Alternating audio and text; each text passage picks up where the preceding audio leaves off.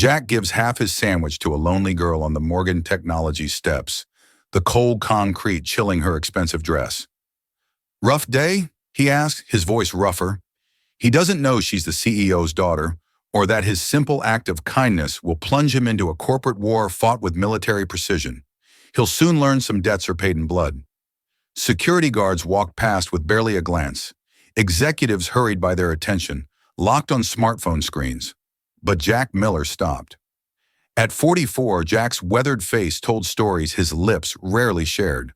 The lines around his eyes deepened as he surveyed the scene, his posture automatically shifting to a subtle defensive stance. Old habits from his special forces days that had never quite faded. His worn work uniform with building maintenance stitched above the pocket contrasted sharply with the polished marble entrance of Morgan Technologies.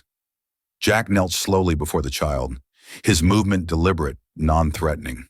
The brown paper lunch bag in his calloused hand crinkled as he opened it. "Rough day?" he asked, his voice gentle, but carrying the growly texture of a man who'd shouted orders through sandstorms. The girl looked up, startled, her red-rimmed eyes meeting his. She didn't speak, just stared with the weariness of someone far older than her 7 years. Jack nodded as if they'd had an entire conversation. "Yeah, I get those too." He pulled out a sandwich neatly wrapped in wax paper and tore it in half. "Turkey and Swiss. Not fancy, but my boy says it's the best in 3 counties. He held out the larger portion. "Seems like you could use this more than me." Behind them, the distinctive click of high heels on concrete paused.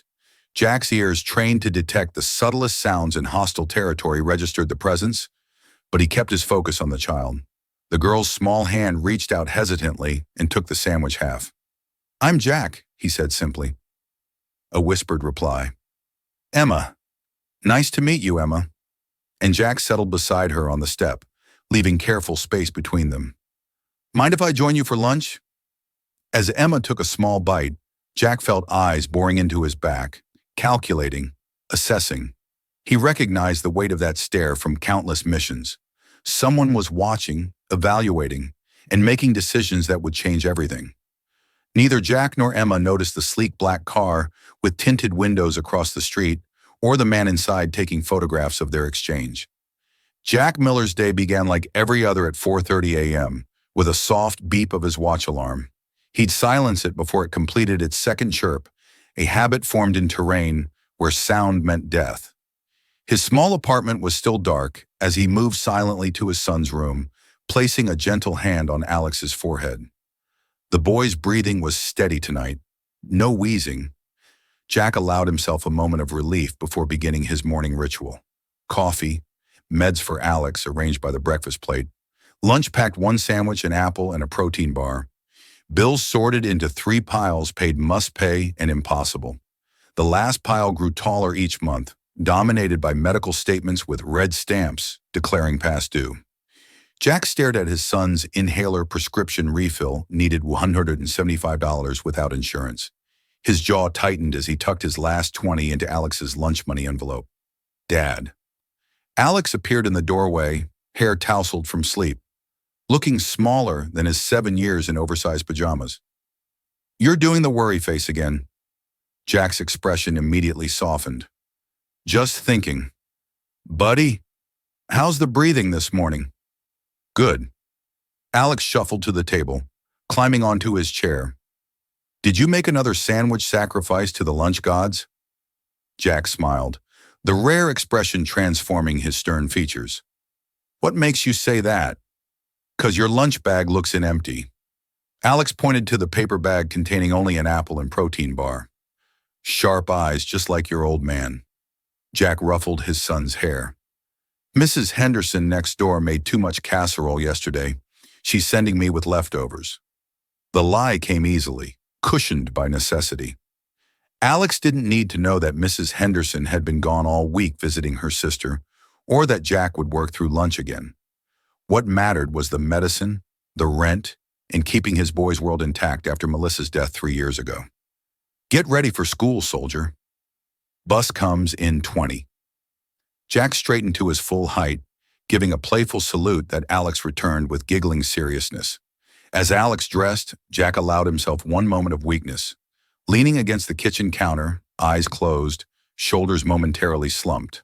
The photograph on the refrigerator caught his attention, himself in desert camo arm, slung around another soldier.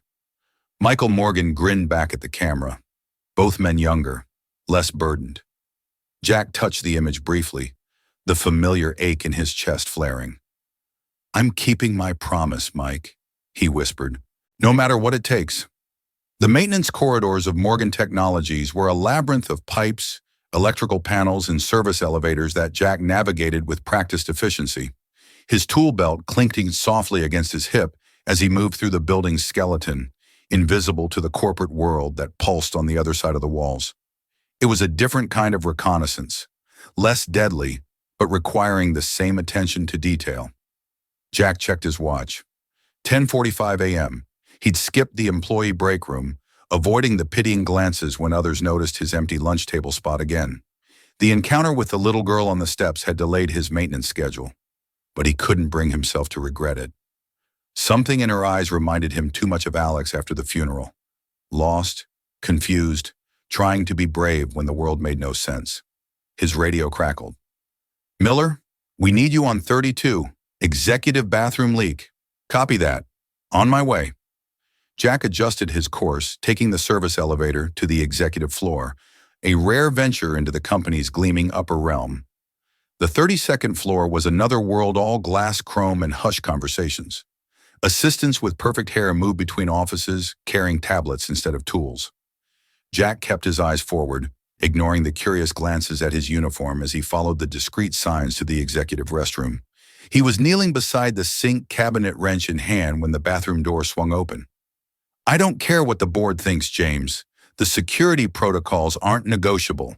The woman's voice was crisp, authoritative, the kind accustomed to being obeyed. Jack remained focused on his work, invisible as always to the executives. "Sarah, be reasonable. The new system is causing delays across all departments. The quarterly numbers will reflect our commitment to protecting our technology." The woman Sarah cut him off sharply. "After the breach last month, we can't afford another vulnerability." Jack's hand stilled momentarily. Security breach. The company rumor mill had mentioned nothing about this. "The leak has been contained."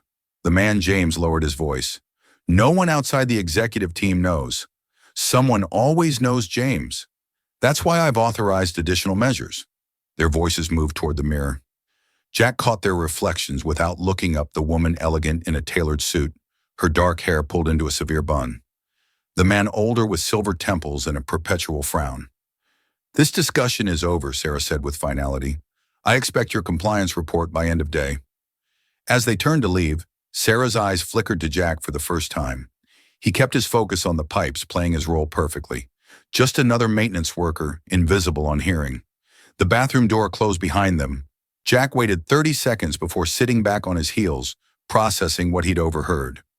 Security breach contained leak. Additional measures. The information slotted into his mind like pieces of mission intelligence. His radio buzzed again. "Miller, report to HR immediately."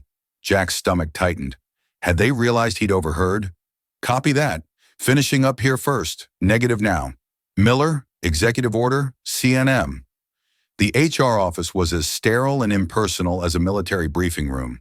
Jack sat stiffly in the visitor's chair, his tool belt and uniform out of place among the motivational posters and ergonomic furniture. The HR director, a woman with a practiced smile and cold eyes, placed a folder on the desk between them. "Mr. Miller, we've been asked to escort you to the executive floor. Is there a problem with my work?" Jack kept his voice neutral, face unreadable. On the contrary, the smile didn't reach her eyes. "Ms. Morgan has specifically requested you." Jack's pulse quickened slightly. "Morgan?" The name still hit like shrapnel, even after 5 years. Surely a coincidence. Morgan was a common name after all. "May I ask why?" "That's between you and Ms. Morgan." The HR director stood. "Please follow me." They rode the elevator in silence. Ascending to the uppermost floor, Jack cataloged escape routes and security cameras out of habit, noting the increased presence of GAR as they approached the CEO suite. The mahogany double doors opened to reveal a corner office with floor-to-ceiling windows overlooking the city, and there she was, The woman from the bathroom, standing with her back to him, staring out at the skyline. The HR director slipped away, closing the door softly behind her. Jack Miller, the woman said without turning. Former Staff Sergeant 5th Special Forces Group, expert in tactical operations, communications, and mechanical systems. She turned slowly, honorably discharged 5 years ago, following the Khorasan province incident. Jack stood at parade rest, his face passive despite the jolt that ran through him at the mention of Khorasan.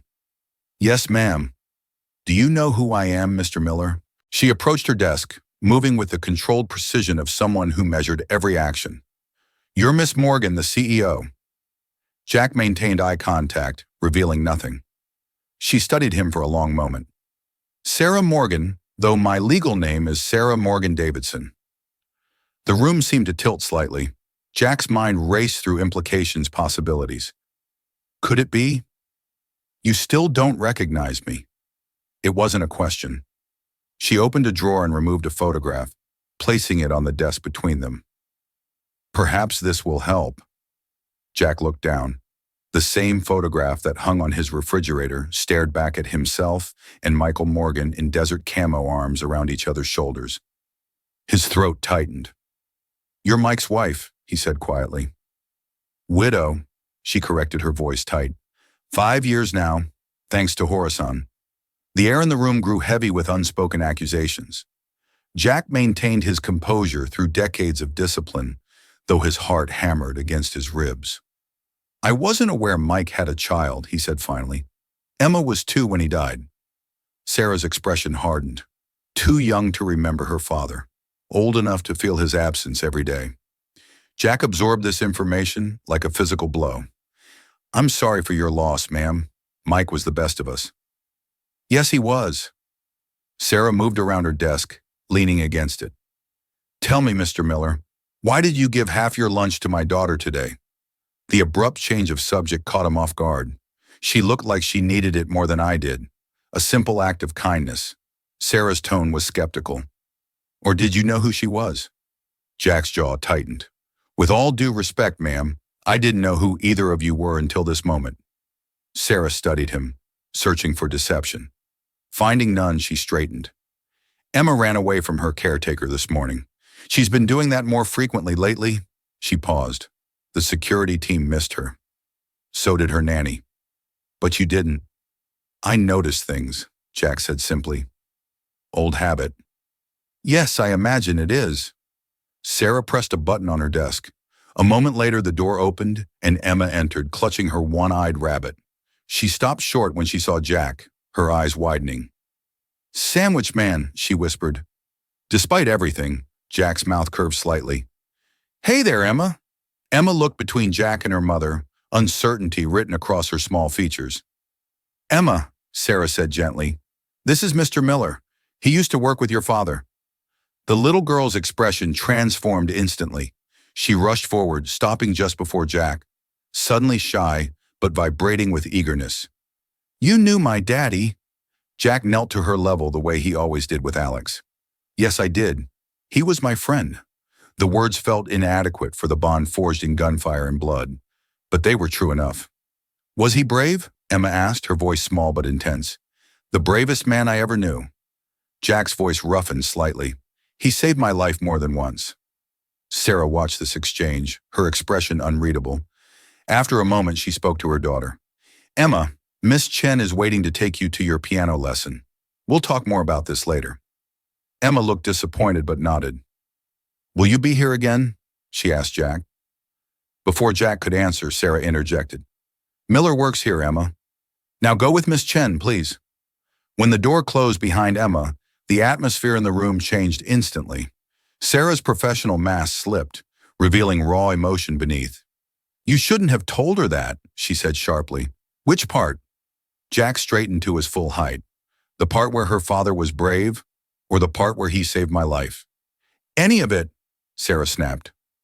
"Do you have any idea how difficult it's been raising a child who constantly asks about a father she never really knew? Every new detail becomes an obsession." Jack remained silent, sensing the grief beneath her anger. Sarah composed herself with visible effort. I didn't bring you here to discuss Michael. Then why did you bring me here, ma'am? She returned to her desk all business once more. I have a proposition for you, Mr. Miller. One that would benefit us both. Jack waited skeptical. I've reviewed your employment file. You've been with building maintenance for 3 years despite being significantly overqualified. Your performance evaluations are excellent, but you've turned down 2 promotions. She fixed him with a penetrating gaze. A man with your skills could earn far more elsewhere. I need the flexibility for my son, Jack said simply. He has severe asthma. The schedule works for doctor appointments. Sarah nodded. Alex, age 7. Your wife Melissa died in a car accident 3 years ago. She noted his surprise. Yes, I've done my research. What exactly are you proposing, Miss Morgan? I need someone I can trust. She emphasized the word trust as if testing its weight. Someone with your particular skill set who understands both security protocols and people. Morgan Technologies is facing challenges internal and external. I'm a maintenance technician, not corporate security. Don't insult my intelligence, Mr. Miller. Sarah's tone sharpened. You were special forces. Your technical aptitude scores are off the charts. You're observant, resourceful, and clearly capable of discretion. And most importantly, you knew Michael. You owe him. The last 3 words landed like precise strikes. Jack's expression didn't change, but something flickered in his eyes. I'm offering you a position as special advisor for operational integrity. You'll work directly with me assessing our internal culture, security protocols, and potential vulnerabilities. Sarah slid a folder across the desk. The salary is triple what you currently make with full medical benefits for both you and Alex. Jack didn't reach for the folder. Why me? You have a building full of executives and security professionals. Sarah's expression darkened. Because someone inside this company is trying to steal technology that could change the world. Technology Michael helped develop, and I don't know who I can trust. And you trust me because of Mike? Jack asked skeptically. I trust you because you stopped for my daughter when no one else did. Sarah's voice softened fractionally. And because Michael trusted you with his life. Jack finally opened the folder. The contract inside outlined responsibilities that went far beyond consulting intelligence, gathering personnel assessment, security protocol development. The salary figure made his breath catch enough to cover Alex's medical bills enough for them to move to a better apartment, maybe even start a college fund. There's one more thing, Sarah added. Emma has become attached to the idea of you already. She needs stability, male influence. Part of this role would involve being present for her, occasionally company events, certain outings. Nothing excessive. Jack looked up sharply. You want me to be some kind of substitute father figure? I want you to be a connection to her real father, Sarah corrected, and to provide the security expertise this company desperately needs. Jack closed the folded her. I'll need time to consider this. You have until tomorrow morning. Sarah stood signaling the end of the meeting. This opportunity won't come again, Mr. Miller. As Jack turned to leave, she added, And Jack, no one can know about this arrangement, not even your son. As far as anyone is concerned, you're a corporate culture consultant who impressed me with your people skills. Jack paused at the door. With all due respect, Miss Morgan, I don't lie to my son. Then consider it classified information, Sarah countered, something I imagine you're familiar with. Their eyes locked in silent battle. Finally, Jack gave a curt nod and left. Jack's apartment felt smaller than usual that night, the walls closing in as he sat at the kitchen table. The contract spread before him. Alex was asleep in the next room, his breathing monitored by the second-hand medical device Jack had repaired himself. The photograph of Jack and Michael stared up at him from beside the contract, a ghost from another life, another world. Jack ran a hand over his face, exhaustion seeping into his bones. His phone vibrated with a text message. Need your decision by 8 a.m. SM, followed immediately by another. Alex's medical coverage would be retroactive to today. All existing bills covered. Jack stared at the message, anger and gratitude wearing within him. She was using his son as leverage, and it was working. He moved to Alex's doorway, watching his son sleep. The boy looked so much like Melissa. It sometimes hurt to look at him. The same determined chin, the same gentle expression even in sleep. The inhaler sat on the bedside table nearly empty. The prescription refill form glared from the kitchen counter, a reminder of his failure to provide what his son needed most. Jack made his decision. The executive floor was quiet at 7:45 a.m. Most of the staff not yet arrived. Jack wore the only suit he owned purchased for Melissa's funeral and rarely worn since. It fit differently now, his frame leaner, harder. Sarah was already at her desk, immaculate in a charcoal suit, hair pulled back severely. She looked up as he entered, her expression, giving nothing away. "Your decision, Mr. Miller." Jack placed the signed contract on her desk. "I have conditions." Sarah raised an eyebrow. "You're hardly in a position to pick Ben." "My son comes first," Jack interrupted. "If he has an asthma attack or medical emergency, I leave. No questions asked, no explanations needed." Sarah studied him for a long moment before nodding. "Acceptable. Anything else?" "I need to know everything about the security breach. All of it. If I'm going to help protect this company and Emma, I can't work blind." Something flickered across Sarah's face, surprised perhaps that he'd included her daughter in his protection mandate. "Some of that information is highly sensitive. I had top secret clearance for 8 years, ma'am. I know how to handle sensitive information." Sarah considered this, then opened her laptop. "Very well. James Conrad, my COO, will brief you this morning." She looked up. "He doesn't know your full role here. As far as he's concerned, you're a corporate culture consultant I've brought in to address morale issues." "Understood." Sarah stood and extended her hand. "Welcome to Morgan Technologies, Mr. Miller." As they shook hands, Jack caught a glimpse of Emma peering through the glass wall of Sarah's office. Her one-eyed rabbit clutched to her chest. The little girl offered a small, secretive wave. Jack nodded slightly in acknowledgement, already understanding that his commitment extended far beyond a contract. He was re-entering a world of secrets, danger, and obligation this time, without the protection of a uniform or the clarity of a declared enemy. Sarah followed his gaze and saw her daughter. Her expression softened momentarily. "She hasn't stopped talking about you since yesterday. The sandwich man who knew her daddy." "Kids fixate on strange things sometimes," Jack said quietly. "It wasn't the sandwich," Sarah replied, an unexpected vulnerability in her voice. "It was that you saw her when no one else did." Before Jack could respond, the office door opened and a silver-haired man entered. James Conrad, the same executive from the bathroom conversation. His eyes narrowed slightly at the sight of Jack. "Sarah, the board is waiting in conference room A." His gaze flicked to Jack's suit, then to their clasped hands. "I wasn't aware we had visitors this morning." Sarah released Jack's hand, her CEO persona sliding seamlessly back into place. "James, this is Jack Miller, our new special advisor for corporate culture and operational integrity. He'll be working directly with me on several initiatives." James didn't bother hiding his surprise. "A maintenance worker. Surely there are more qualified."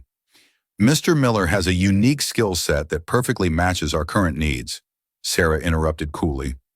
"He'll be joining the executive briefing starting today." James' smile didn't reach his eyes. "How unconventional." "Welcome aboard, Miller." He turned to Sarah. "We should proceed. The board doesn't like to be kept waiting." As they left, James placed a proprietary hand on Sarah's lower back.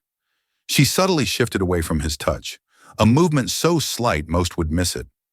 But Jack caught it along with the flash of irritation in James's eyes. Interesting, Jack thought. Very interesting. Alone in the office, Jack moved to the window surveying the city below. Somewhere out there, Alex was sitting in his second-grade classroom, breathing easier today thanks to the inhaler Jack had been able to refill this morning with the advanced TRA had transferred to his account. A movement reflected in the glass caught his attention.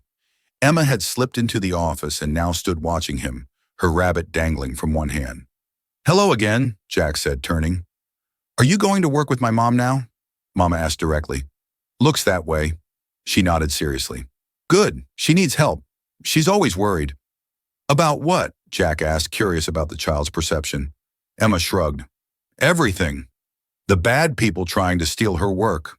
Uncle James being mean when he thinks no one's looking." She hugged her rabbit tighter. "She cries sometimes when she thinks I'm asleep." Jack knelt to her level.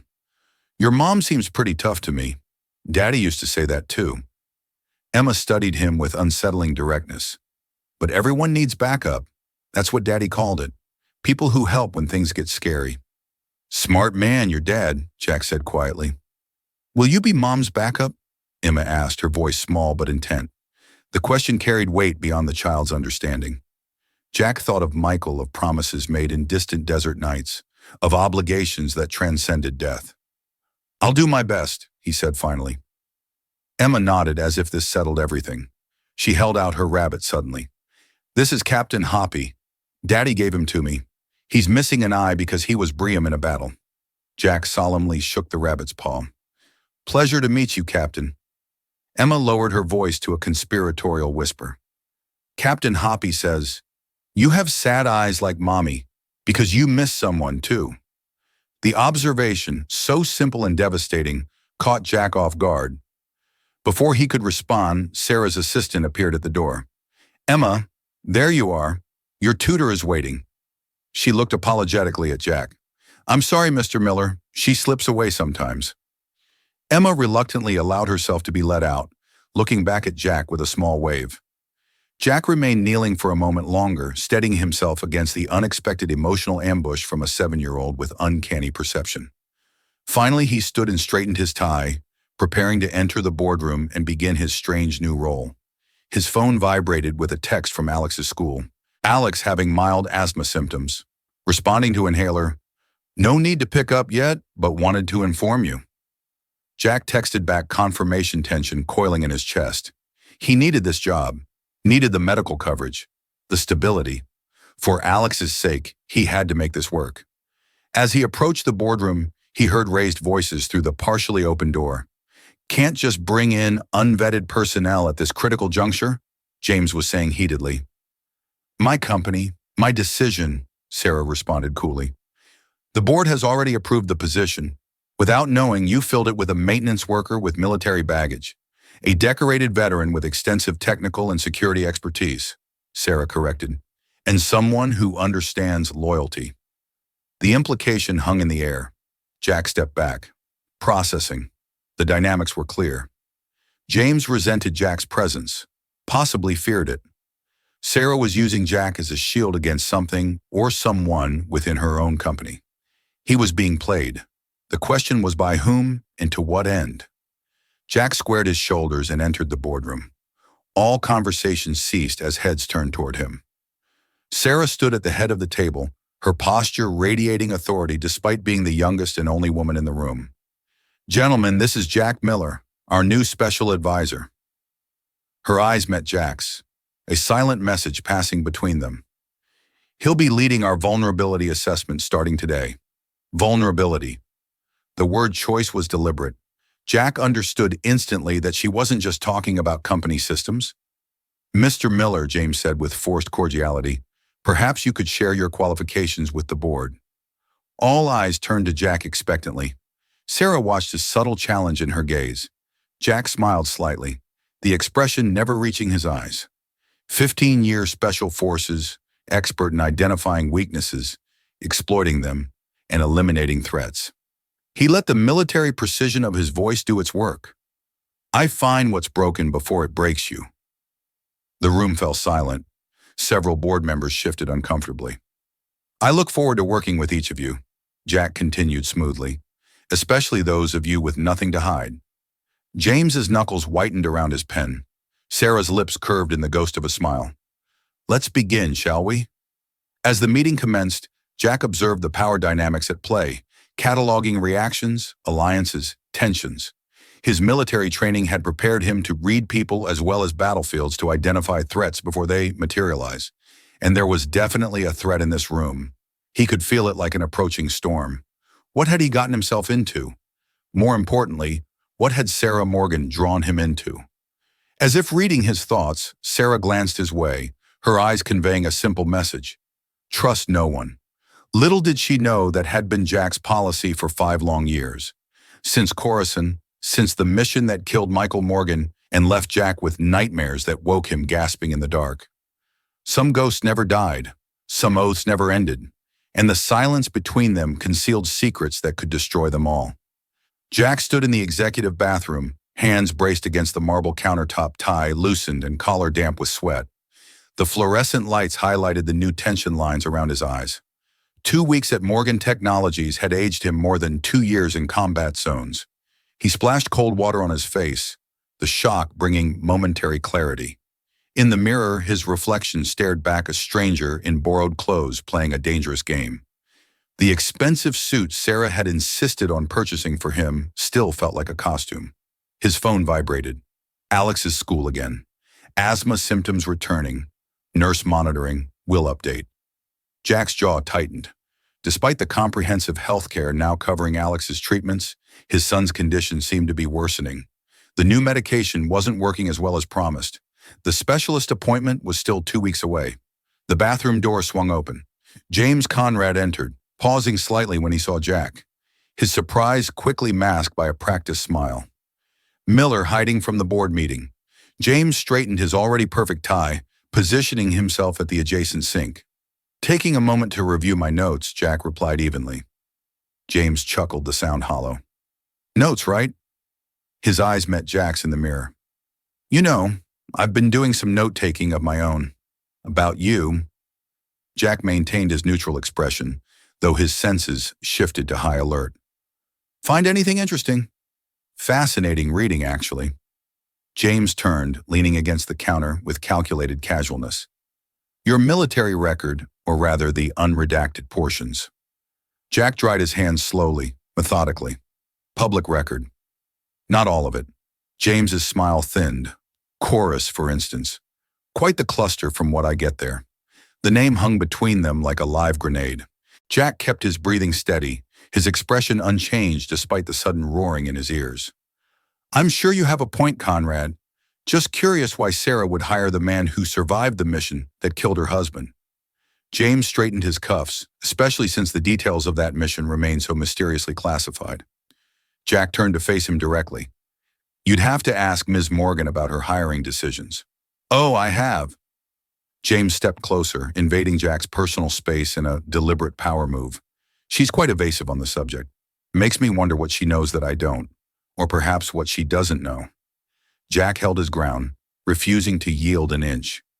If you have concerns about my qualifications, take them up with the CEO.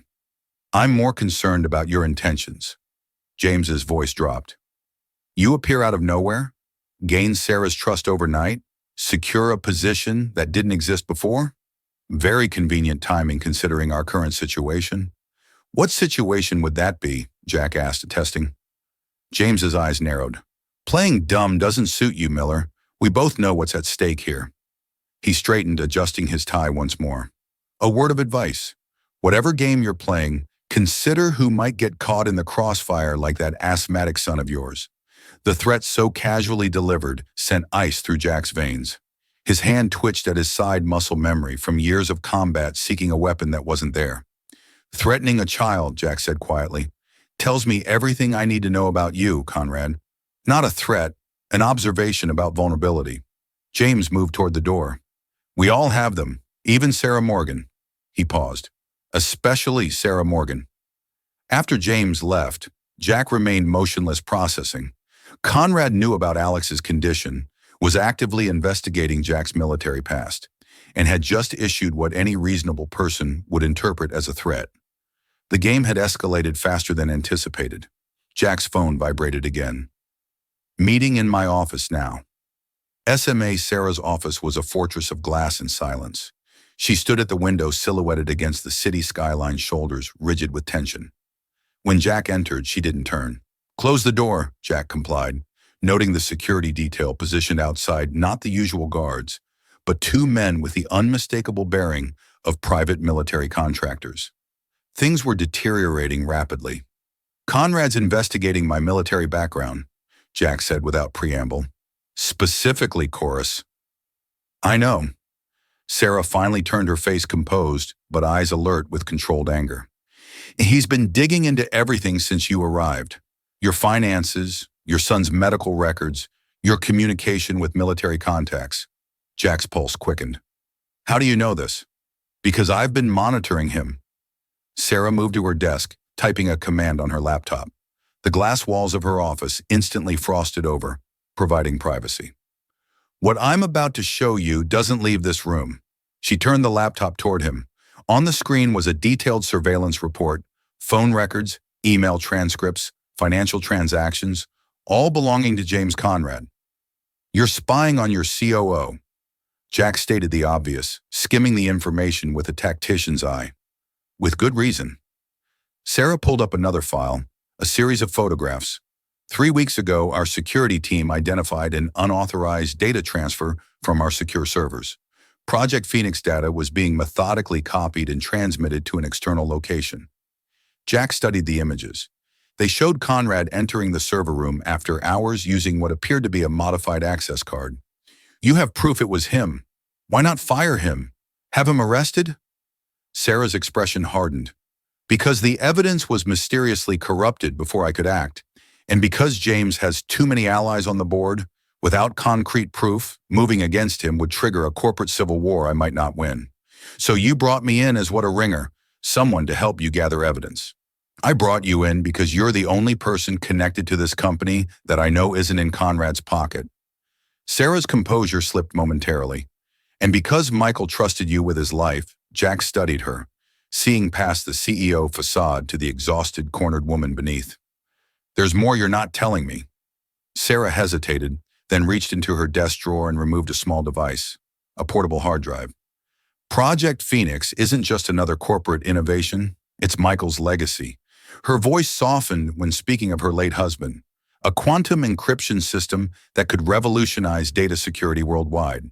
The military applications alone, she trailed off, making it extremely valuable to competitors or foreign governments, Jack concluded. Sarah nodded.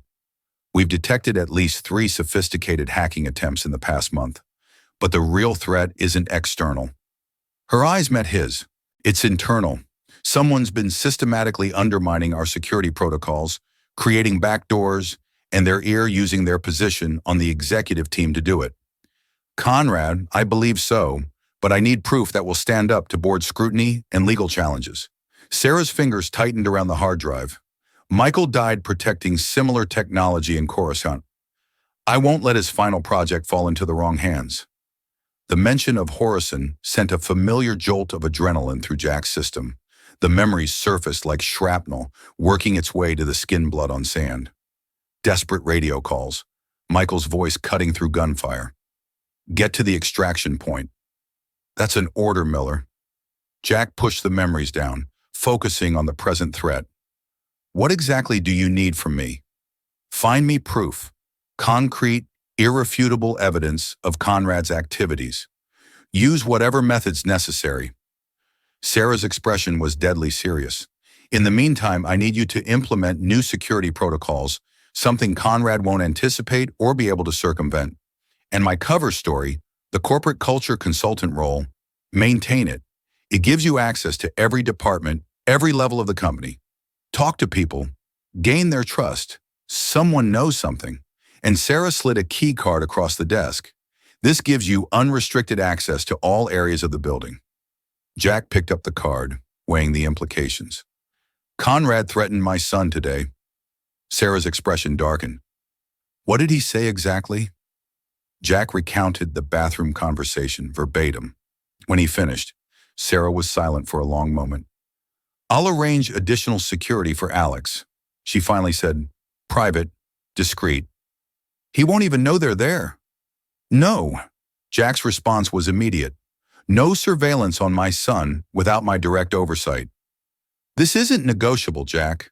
Conrad has made it clear he's willing to target your family, which is exactly why I'll handle Alex's security myself. Jack's voice carried the unmistakable authority of a command officer. You focus on protecting your daughter and your company. Their eyes locked in silent confrontation, neither willing to yield. Finally, Sarah nodded once a reluctant acknowledgement of his boundary. Have it your way, but if anything happens to Alex because of your stubbornness, nothing will happen to my son. Jack interrupted his tone, leaving no room for doubt. Now tell me everything you know about Conrad's routine, his access points, and his vulnerabilities. For the next hour, they mapped out Conrad's activities, identifying patterns and potential weaknesses. As they worked, Jack noticed Sarah repeatedly glancing at her phone. Probably, he finally asked. Emma's school called. She had another episode. Sarah's voice remained professional, but Jack caught the undertone of worry. Panic attack. Third one this month. Jack remembered the small, solemn girl with the one-eyed rabbit. Is she getting help? The best child psychologist money can buy. Sarah's lips pressed into a thin line. They say she's struggling with abandonment issues.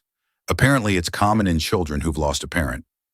The shared understanding hung between them both. Single parents trying to protect children marked by loss. Alex has nightmares, Jack offered unexpectedly. Calls out for his mother. Doesn't remember it in the morning. Sarah looked up, surprise flickering across her features at this personal disclosure. Emma sleepwalks, ends up in Michael's old office, curled up in his chair. A moment of connection, brief but genuine. Then Sarah straightened professional mask, sliding back into place. I want preliminary security recommendations by tomorrow morning, and I need you to start vetting the technical team discreetly. One of them may be helping Conrad. Jack nodded, recognizing the dismissal. As he turned to leave, Sarah called after him. Jack, don't trust anyone, not even me. Verify everything. He paused at the door. Is that what Michael would have advised? A flash of something pain perhaps crossed Sarah's face. Michael was trusting to a fault. It's what got him killed.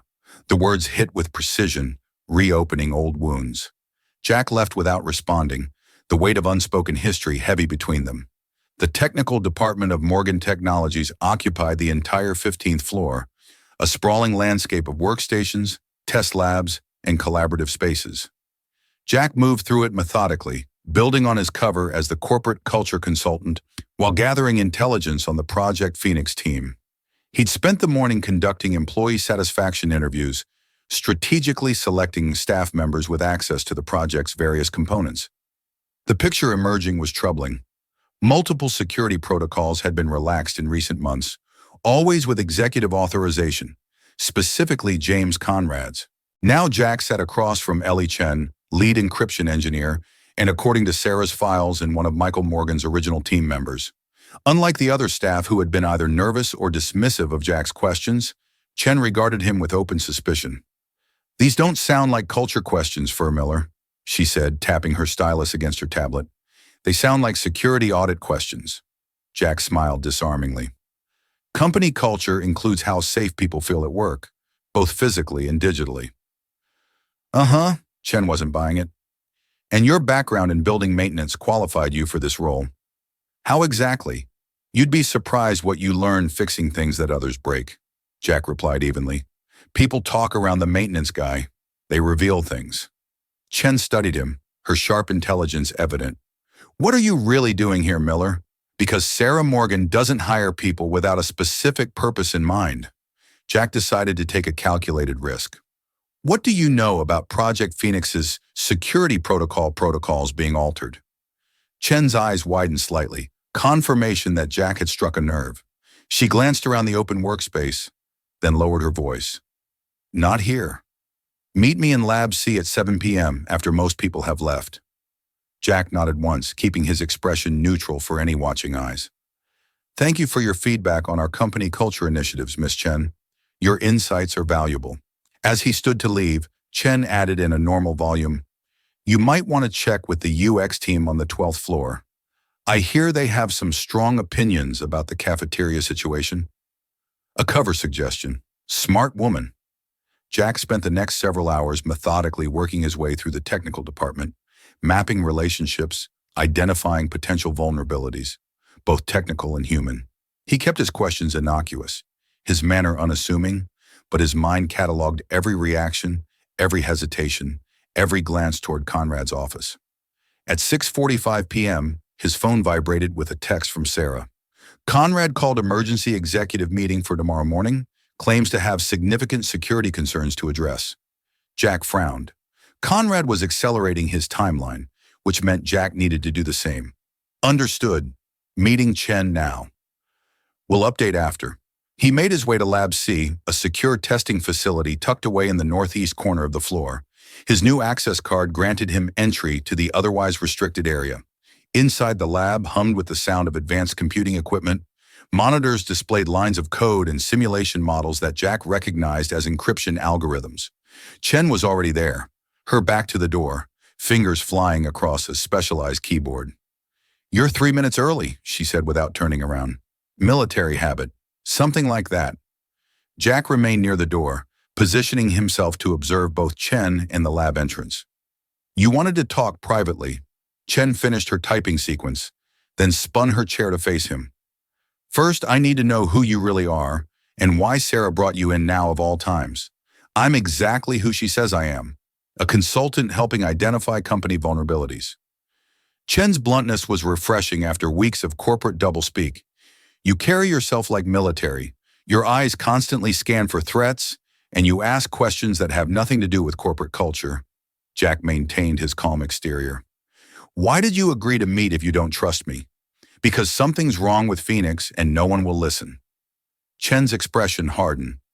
"Security protocols I personally designed have been altered, access restrictions removed, and every time I flag it, Conrad overrides my concerns, citing operational efficiency." Now they were getting somewhere. "When did this start?" 3 months ago.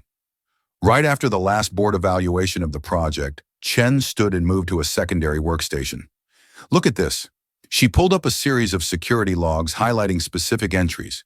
"These are authorized changes to the biometric verification system, all approved by Conrad using his executive override." Jack studied the logs, noting the systematic pattern of security degradation. "Have you brought this to Sarah?" "Tried twice. Both times my evidence mysteriously disappeared from the secure server before I could present it." Chen's frustration was evident. "And now Conrad has restricted my access to certain parts of the project, parts I designed.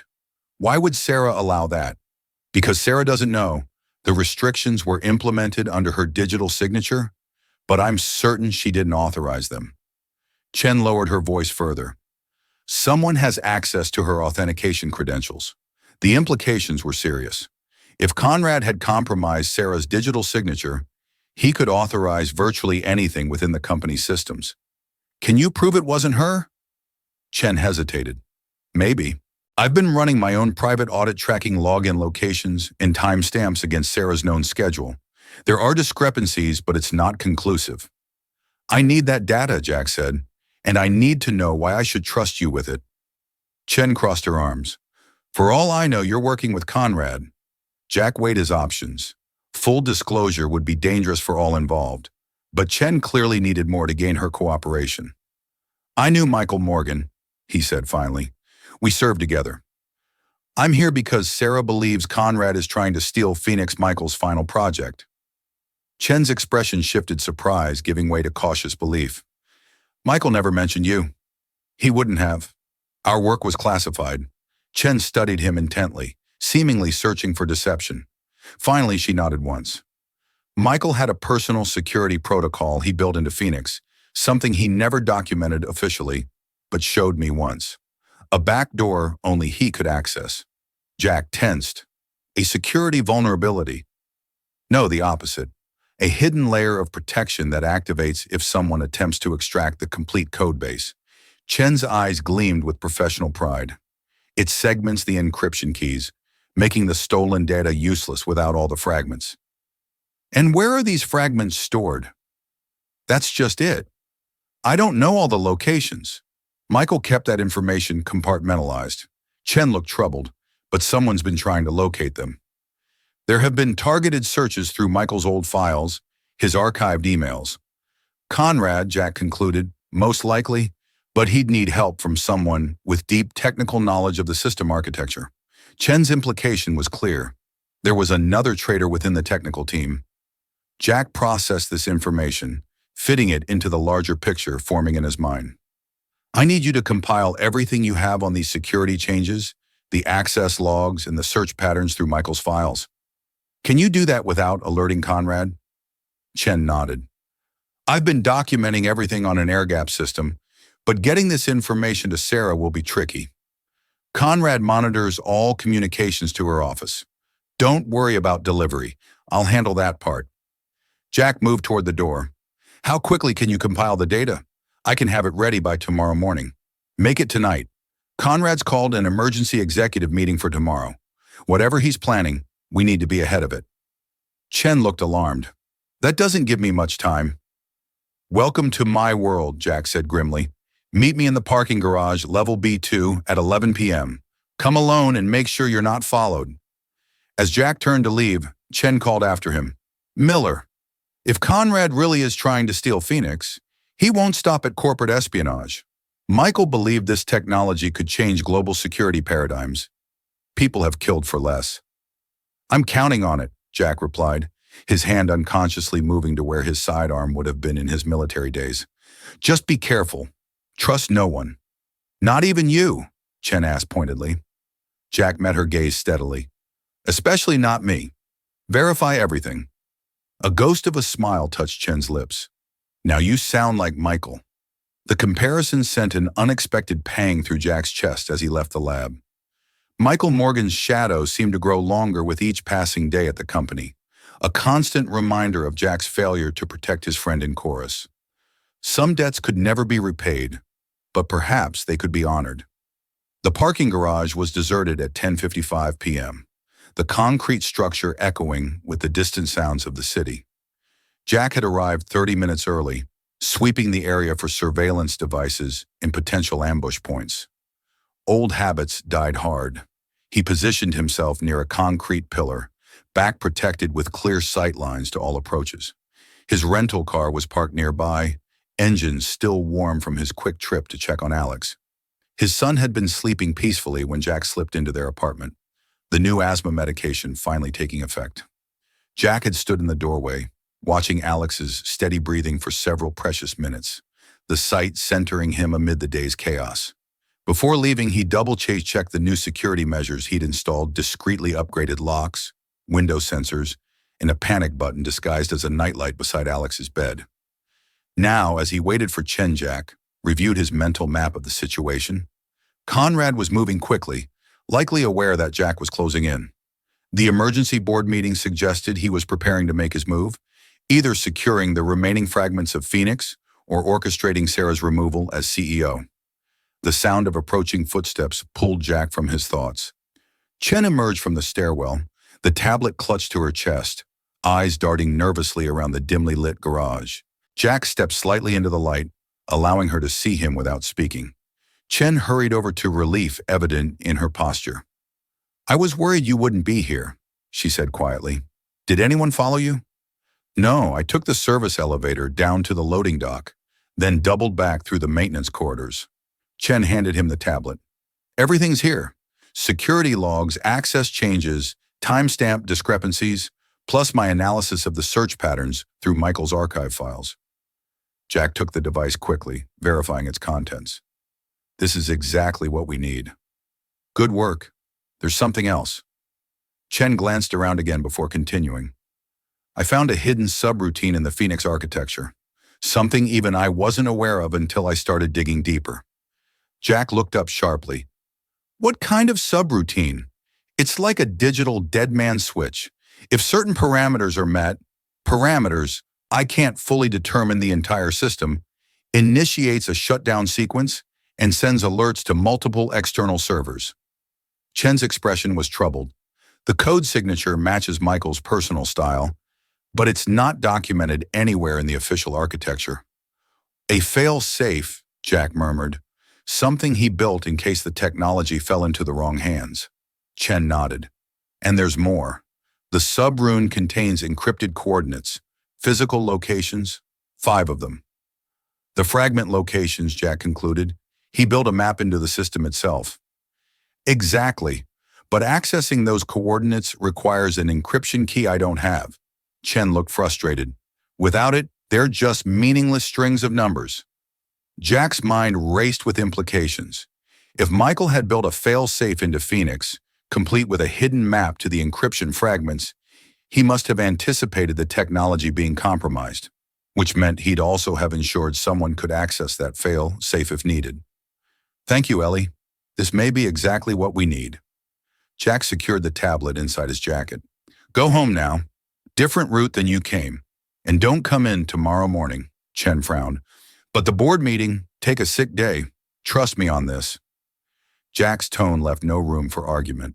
And delete any copies of this data from your personal devices. Already done. That tablet contains the only copy. Chen hesitated. Be careful, Miller. Conrad has more resources than you might expect for a COO. Jack nodded grimly. I'm counting on it. After Chen departed, Jack remained in the garage for several more minutes, processing the new information. The tablet contained enough evidence to at least raise serious questions about Conrad's activities, but Jack suspected it wouldn't be enough to remove him entirely. Conrad had clearly been preparing for this confrontation, building allies on the board and creating plausible deniability for his actions. What they needed was irrefutable proof of his intent to steal and sell Phoenix technology. And for that, Jack needed to get inside Conrad's private files. He was about to leave when his phone vibrated with a text from an unknown number. Behind you, Jack's combat instincts kicked in instantly. He dropped and rolled toward the nearest vehicle, drawing the tactical folding knife he kept in his ankle holster, the only weapon he allowed himself to carry in civilian life. The garage remained silent, no movement visible in any direction. Jack stayed low, scanning methodically, controlling his breathing, as he'd been trained to do in ambush situations. His phone vibrated again. NW Corner, black sedan. Get in. Jack spotted the vehicle, a nondescript black audio with tinted windows parked in the shadows.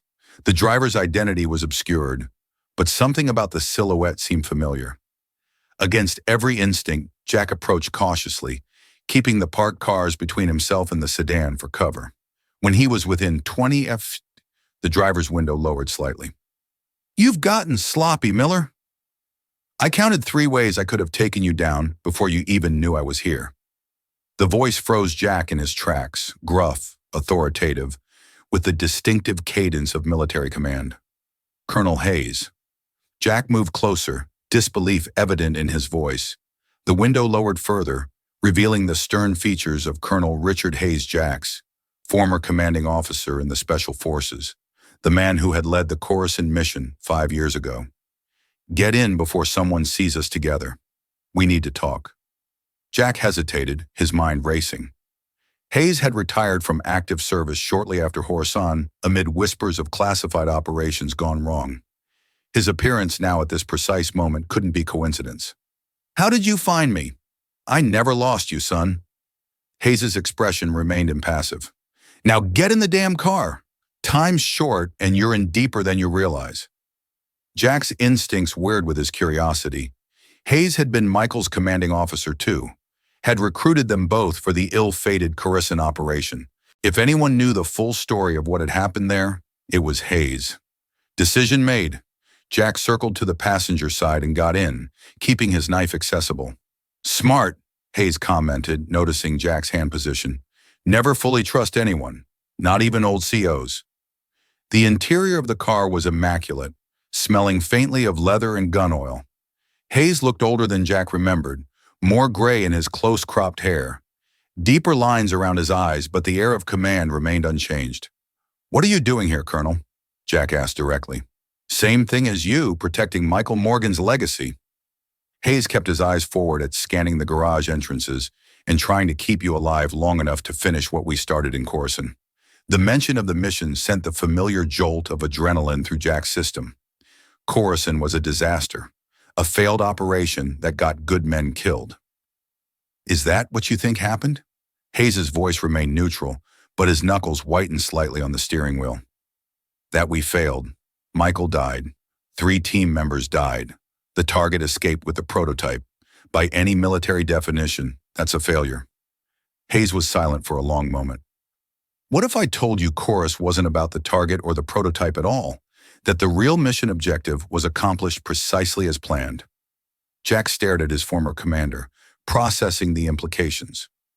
You're saying we were a diversion, expendable. I'm saying not everything is as it appears, especially when it comes to operations like Phoenix. Hayes finally turned to face him. Conrad isn't just a corporate thief, Miller. He's connected to the same people who were waiting for us in Coruscant, people who've been after this technology for years. How do you know about Conrad? About Phoenix, Jack demanded, suspicion mounting. Because I've been watching Morgan Technologies since Michael's death, waiting for them to make their move. Hayes pulled out a secure phone displaying a series of surveillance photos.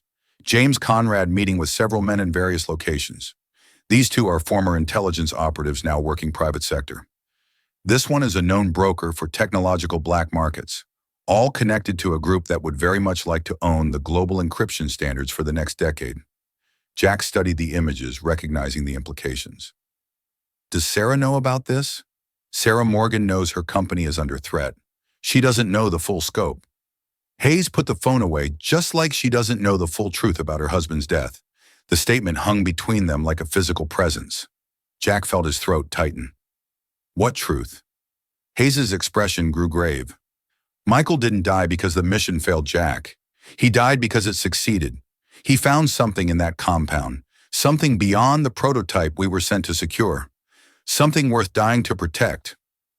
The Phoenix fragments, Jack murmured, pieces clicking into place. Hayes looked surprised for the first time. You know about the fragments. Just found out tonight. Michael built a fail-safe into the system, a way to distribute and secure the encryption keys if the main technology was compromised.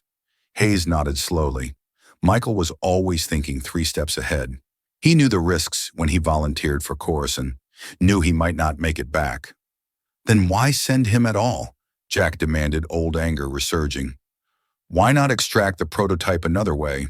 Because Michael was the only one who could verify what we were really after. Hayes's voice dropped. The prototype was bait. Jack, we knew it had been compromised. What we needed was confirmation of who was waiting on the other end of that transaction. Jack processed this revelation. Memories of that night reconstructing themselves with new context. The unexpected resistance they'd encountered. The way Michael had insisted on securing the prototype himself, sending Jack to escort the wounded team members to extraction. You sacrificed him. The accusation fell between them heavy with 5 years of guilt and regret. He sacrificed himself, Hayes corrected firmly. Michael knew exactly what he was walking into. He made his choice to protect the future of the technology he believed in and to identify the network trying to steal it. Does Sarah know any of this? Hayes shook his head. The operation was classified at the highest levels. As far as she knows, Michael died securing a military prototype. Nothing more.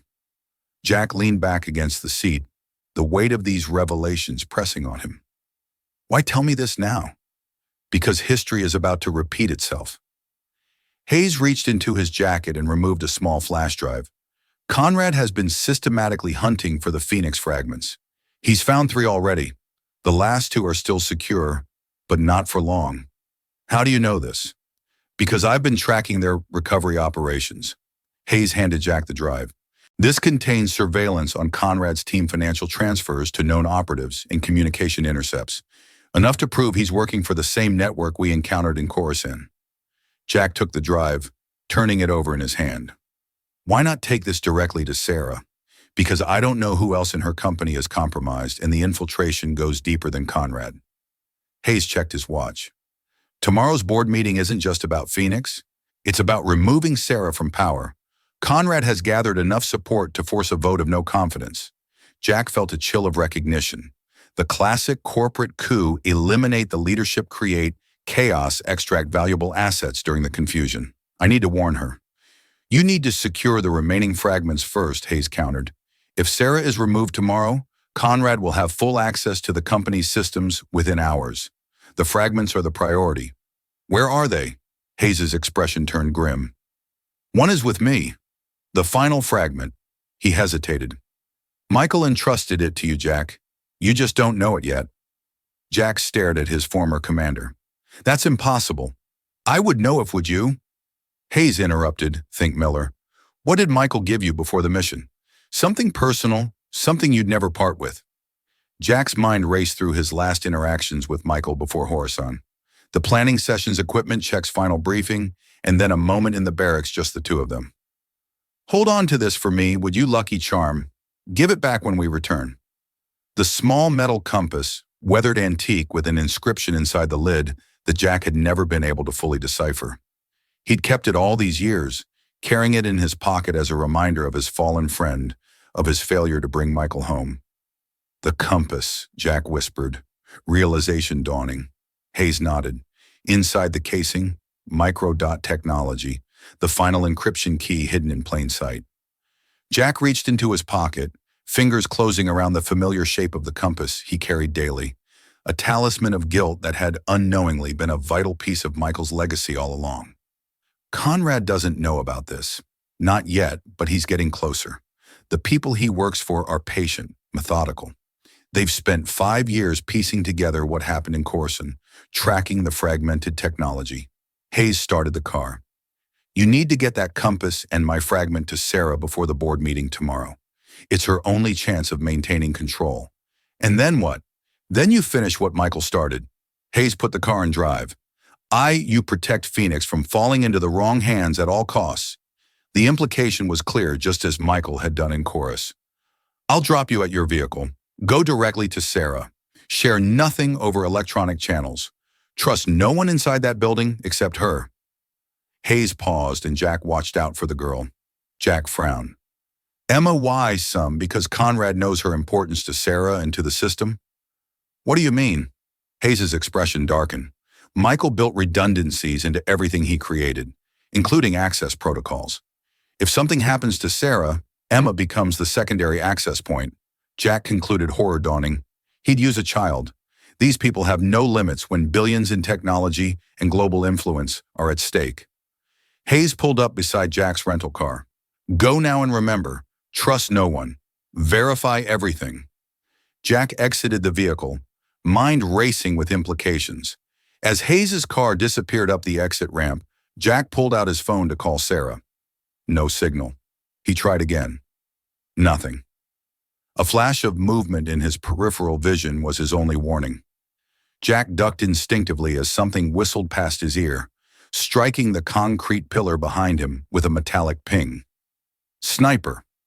Jack dropped and rolled beneath a nearby SUV, adrenaline flooding his system.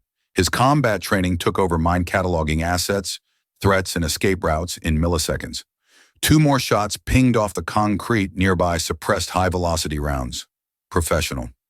Jack crawled rapidly between vehicles, staying low, mentally mapping the shooter's position based on bullet trajectories. Northeast corner, elevated position, likely the roof of the adjacent parking structure. His phone vibrated in his pocket. Signal returned. Jack pulled it out with one hand while continuing to move toward his vehicle, keeping cars between himself and the shooter's position. A text from Sarah. Don't come to the office. Conrad knows. Emma and I are secure. Meet at the fallback location. The fallback location, a protocol they'd established during their first week working together. A small cabin outside the city owned through a shell company, off the grid and secure. Another shot closer this time. The shooter was adjusting, tracking his movement. Jack needed to break the line of sight. He spotted a fire alarm on a nearby pillar. Without hesitation, Jack surged forward in a combat roll, came up beside the pillar, and smashed the alarm glass with his elbow. Sirens blared throughout the garage. Sprinklers activated, filling the space with artificial rain and obscuring visibility. Jack used the chaos to sprint to his vehicle, keeping low and using parked cars as cover. 3 more shots followed him, one grazing his suit jacket as he dove into the driver's seat. Jack gunned the engine tires, squealing on the wet concrete as he accelerated toward the exit ramp. In the rearview mirror, he caught a glimpse of dark figures emerging from a stairwell. At least 3 men in tactical gear, weapons drawn. Not just a sniper team, a full hit squad. Conrad had escalated beyond corporate espionage to outright elimination. Jack swerved to avoid another shot, then accelerated up the ramp and onto the street. His military training took over, executing evasive driving maneuvers through the late-night traffic, constantly checking for pursuit. After 15 minutes of countermeasures and route changes, Jack was reasonably confident he'd lost any immediate tail. He pulled into an all-night diner parking lot, positioning his vehicle for quick exit while maintaining visibility of all approaches. Jack checked himself for injuries. Nothing serious, just a graze on his arm where a bullet had torn his jacket. More concerning was the situation itself. Conrad had deployed a professional hit team with military equipment and training. This was no longer just corporate theft. It was an organized operation with significant resources. He needed to reach Sarah and Emma, ensure their safety, Then secure the Phoenix fragments before Conrad could acquire them. But first, he needed to check on Alex. Jack dialed Mrs. Abernathy, his elderly neighbor, who watched Alex when Jack worked late. She answered on the second ring, her voice groggy with sleep. "Jack, is everything all right?" "Yes, Mrs. Abernathy. Sorry to call so late. Just checking on Alex. How's his breathing?" "Steady as can be. Checked on him not 20 minutes ago. That new medicine seems to be working wonders." Relief flooded through Jack. "Thank you. I'm running late. Might not make it home tonight. Would you mind?" "Say no more, dear. I'll keep an eye on him till morning. You know, I don't sleep much anyway." Jack thanked her again before hanging up. At least Alex was safe for now. The security upgrades Jack had installed should deter any casual attempt to reach his son, and Conrad's team would be focused on Jack himself at the moment. Next, Jack texted Sarah, headed to fallback. "ETA 90 minutes, confirmed status." Her reply came seconds later. "Confirmed secure. Bring the compass." Jack froze, staring at the message. He had never mentioned the compass to Sarah. Never discussed it with anyone except Hayes just minutes ago. The implications hit like a physical blow. Either Hayes had contacted Sarah directly after their meeting, unlikely given his warnings about electronic communications, or Sarah's phone was compromised, or Hayes himself wasn't who he claimed to be. Jack's mind raced through possibilities, each more troubling than the last. If Hayes was compromised, then everything he'd revealed about Corson, about the fragments, about Michael's true mission, could be manipulation. But the hit team had been very real. The evidence of Conrad's corruption seemed legitimate. And most tellingly, someone knew about the compass, Michael's compass, that Jack had carried for 5 years. One thing was certain, Jack couldn't risk the fallback location until he knew who to trust. He needed independent verification, and there was only one person who might have the answers he sought. Jack started the car and headed toward the suburbs, toward the address he'd memorized from Sarah's files, Ellie Chen's home. If anyone could verify the technical details of Hayes' claims about Phoenix, it would be the woman who had helped Michael build it. As he drove, Jack's hand closed around the compass in his pocket, the metal warm from proximity to his body. For 5 years, he'd carried it as a reminder of his greatest failure. Now it might be the key to fulfilling his final promise to Michael Morgan. "If anything happens to me, Jack, take care of them. Sarah, Emma, they're everything." Words spoken the night before chorus, words Jack had interpreted as the standard request of a soldier facing danger. Only now did he understand their true weight. The hit team Hayes revelations, Conrad's coup, the Phoenix fragments, all pieces of a puzzle 5 years in the making. And at the center of it all, a little girl with a one-eyed rabbit carrying a legacy she didn't even understand. Jack checked his rearview mirror, scanning for pursuit as he accelerated toward the suburbs. The game had changed. The stakes had escalated and time was running out. In his pocket, Michael's compass seemed to pulse with urgency, a silent witness to promises made and kept to oath sworn in blood and honor. The road ahead disappeared into darkness, but Jack drove forward without hesitation. Some debts could only be paid in full. The suburban street was silent as Jack pulled up half a block from Ellie Chen's modest 2-story home. 2:17 a.m. glowed from the dashboard clock, the hour when the human body reached its lowest ebb. Jack ignored his own fatigue, the burning graze on his arm, the weight of Michael's compass in his pocket. Focus narrowed to the mission parameters. Verify information, assess threats, protect assets. Something felt wrong. The street was too quiet. The house is too dark. Jack killed the engine and coasted to a stop, preserving night vision as he scanned for surveillance or tactical positions. Nothing obvious, but instinct screamed caution. He approached on foot using the shadows between streetlights, moving from cover to cover with the economy of motion that had kept him alive through 3 combat tours. Chen's house appeared normal, modest landscaping porch light on, no vehicles in the driveway. But the front door stood slightly ajar, a thin slice of darkness visible between door and frame. Jack drew his folding knife, the only weapon he had. Heart rate elevated, but controlled breathing shallow and silent. He circled to the rear of the house, noting a kitchen window with the screen removed. Entry point. The back door yielded to gentle pressure hinges, mercifully silent. Jack slipped inside, pausing to orient. kitchen, dark, the faint smell of coffee and something else metallic familiar from countless battlefields. Blood. He moved through the house room by room, clearing each with methodical precision. Living room empty, study undisturbed. At the foot of the stairs, the first sign of struggle, a toppled side table, a framed photograph face down on the carpet. Jack ascended slowly, testing each step before committing his weight knife ready. At the top landing, a streak of darkness against the pale carpet. Blood trail leading to the master bedroom. The door was closed. Jack positioned himself to the side, turned the handle slowly, and pushed the door open with the toe of his shoe. "Took you long enough," came a strained voice from within.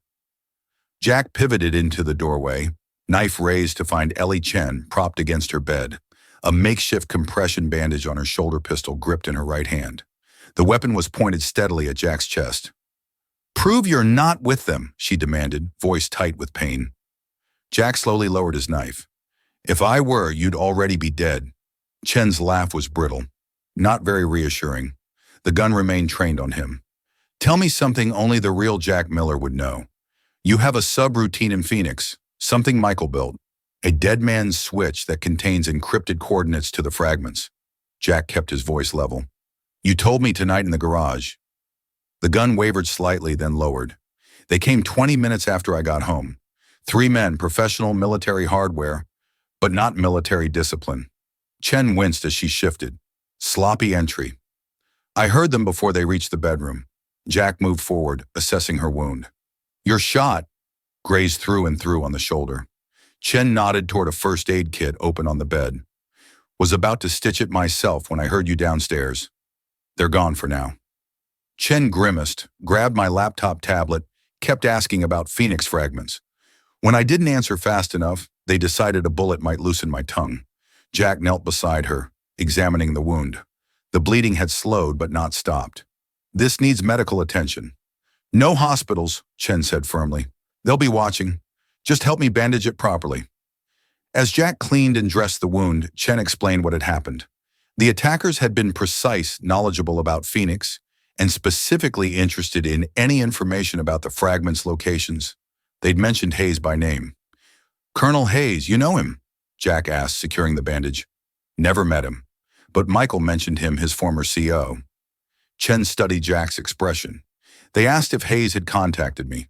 Seemed very interested in his whereabouts." Jack's mind raced processing this new information. If Conrad's team was hunting Hayes, it suggested the colonel wasn't working with them, but it didn't guarantee his trustworthiness either. "We need to move," Jack said, helping Senior feet. "They might return or have surveillance watching the house." "Where to? If Conrad has compromised Sarah's security, nowhere at Morgan Technologies is safe." Jack considered their options. The fallback location was potentially compromised. His apartment would put Alex at risk. Any hotel would require ID that could be traced. "I know a place," he said finally. "But first, tell me everything you know about the Phoenix fragments and the dead man's switch." Chen leaned against the wall, gathering strength. "Michael designed Phoenix with multiple failsafes. The core technology is useless without 5 specific encryption keys, each hidden separately. The dead man's switch activates if unauthorized extraction is attempted, erasing the central architecture and alerting the key holders. How does the switch know the difference between authorized and unauthorized access? Biometric verification. DNA-based." Chen met his eyes. Michael's DNA, and after him, Sarah's and Emma's. The piece is connected in Jack's mind. That's why Hayes said Emma was in danger. If Conrad can't get Sarah's biometric access, he'd use Emma's. Chen's expression hardened. Michael never anticipated someone would threaten his daughter. He built the backup access for her protection, not as a vulnerability. "Do you know where any of the fragments are located?" Chen shook her head. "Michael kept that compartmentalized. Said it was safer if no one person knew all 5 locations." She studied Jack intently. "But you know something. I can see it in your face." Jack hesitated, then removed the compass from his pocket. "Hayes believes this contains one of the fragments. Michael gave it to me before Horison." Chen's eyes widened. She reached for the compass with her good hand, examining it carefully. The casing, It could conceal a microdot or chip. She looked up at Jack. And Hayes has another fragment, so he claims? Jack took back the compass. But until I can verify his story independently, I'm not trusting anyone with this. Smart, Chen approved. Trust no one. Verify everything. Jack finished the phrase, Michael's words echoing between them. We need to warn Sarah, Chen said. If Conrad's people came after me, they'll target her and Emma next. Already tried. Her communications may be compromised. Jack helped Chen toward the stairs. We need to move now. Establish secure contact and develop a counter-strategy before the board meeting. As they descended, Chen asked the question Jack had been avoiding. If Horace was about the Phoenix fragments all along, what really happened to Michael? Jack's jaw tightened. The memory surged like a physical wave. Gunfire explosions, the frantic radio calls Michael's final order. Get our men out. That's an order, Jack. I don't know, he admitted finally. Not all of it. Hayes says Michael sacrificed himself to protect the technology to keep it out of enemy hands. The words felt hollow, insufficient. I was extracting wounded team members. By the time I got back to the compound, it was too late. Chen seemed to sense the weight of guilt behind his words. Michael always said sacrifice was meaningless unless it protected something worthwhile. She paused at the foot of the stair, steadying herself. He believed Phoenix could change the world, create unbreakable security for people who needed protection from surveillance, oppression, corporate overreach. Worth dying for? Jack asked softly. He thought so. Chen's voice was equally quiet. The question is, what would he want us to do now? The answer came to Jack with absolute clarity. Protect his family, secure his legacy, stop Conrad. Outside, the eastern sky was beginning to lighten the false dawn that preceded true morning. Time was running short. In a few hours, the Morgan Technologies board would convene, and Conrad would make his move against Sarah. Jack helped Chen into his car, vigilant for surveillance. As they pulled away from the curb, he outlined his plan such as it was. They needed a secure location, communications equipment, and medical supplies. Then they would establish contact with Sarah, verify her situation, and coordinate a counteroffensive before the board meeting. I know someone who can help, Jack said, turning toward the industrial district. An old teammate who owes me a favor. He runs a private security firm now, off the books. No questions asked. Chen nodded, her face pale but determined. And if Sarah's been compromised, Conrad already has her and Emma. Jack's hands tightened on the steering wheel. Then we implement the dead man's switch. Burn Phoenix to the ground before Conrad can weaponize it. Michael would approve, Chen said softly. He always said the technology was less important than the people it was meant to protect. As they drove through the awakening city, Jack's mind returned to his last conversation with Michael before Coruscant. They'd been checking equipment, the rest of the team already loaded in the transport. If anything happens to me, Jack, take care of them. Sarah, Emma, they're everything. Nothing's going to happen to you, Mike. We go in, we get the prototype, we get out. Standard op. Michael had looked at him, then a strange intensity in his eyes. Just promise me, brother. No matter what goes down, you protect my family. You know I will, but save the deathbed drama for when we're actually dying, okay? Michael had laughed, clapping him on the shoulder. Fair enough. Just remember, trust no one. Verify everything. 5 years later, those words guided Jack through the most dangerous mission of his life. Not for country this time, but for a promise made to a friend, for a debt that could never truly be repaid. The compass in his pocket seemed to grow heavier with each passing mile. The industrial warehouse looked abandoned, its exterior weathered and unremarkable among dozens of similar structures. But Jack noted the discreet security cameras, the reinforced entry points, the clear sight lines from multiple vantage points, defensive architecture disguised as urban decay. He parked in an adjacent lot, scanning for surveillance before helping Chen from the car. Her color had improved slightly, but the makeshift bandage was soaked through. She needed proper medical attention soon. Jack approached the side entrance, positioning Chen behind him as he knocked 3 short, too long a pattern from another lifetime. Seconds passed, then the sound of multiple locks disengaging. The door opened to reveal a mountain of a man's shaved head gleaming under fluorescent light, arms corded with muscle and tattoos. His impassive expression broke into a wide grin at the sight of Jack. "Miller, you ugly bastard!" The man engulfed Jack in a brief, powerful embrace before stepping back to assess him.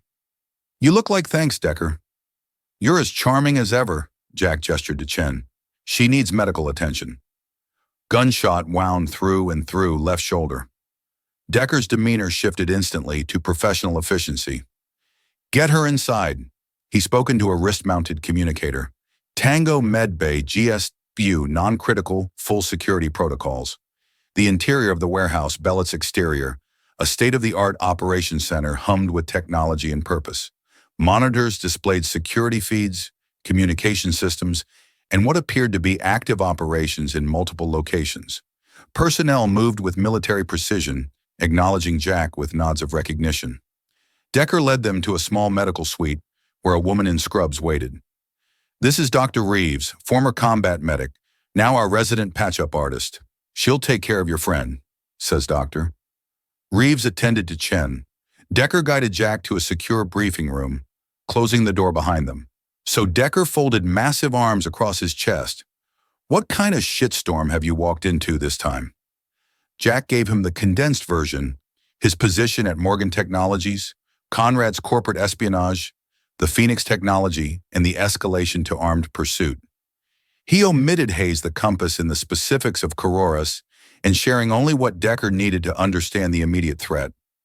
Decker listened without interruption, his expression growing more serious with each detail. When Jack finished, he let out a low whistle. "Corporate black ops with military hardware. Ballsy." Decker leaned forward. "What do you need?"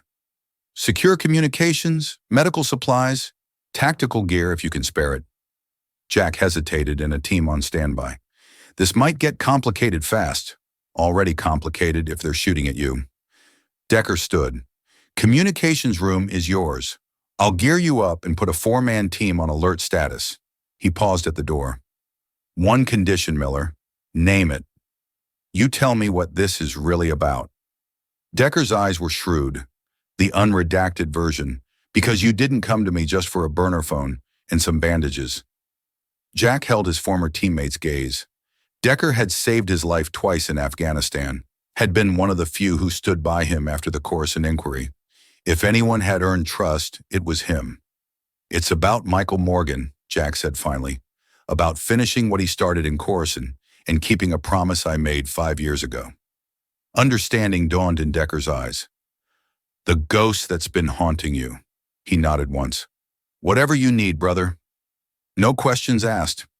After Decker left, Jack accessed the secure communication system, inputting the emergency contact protocol he'd established with Sarah during their contingency planning.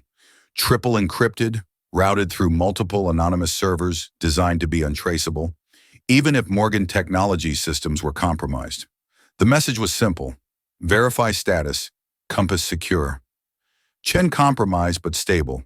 Await instructions. While waiting for a response, Jack checked on Chen. Dr. Reeves had properly cleaned, stitched, and bandaged the wound, administering antibiotics and pain management. "She'll need rest, but the wound was clean," Reeves reported.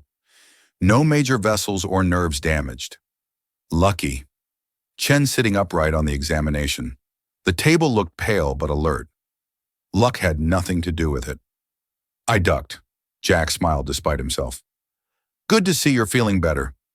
"Good enough to help take down Conrad," Chen affirmed. "Please tell me you have a plan that doesn't involve more people shooting at us."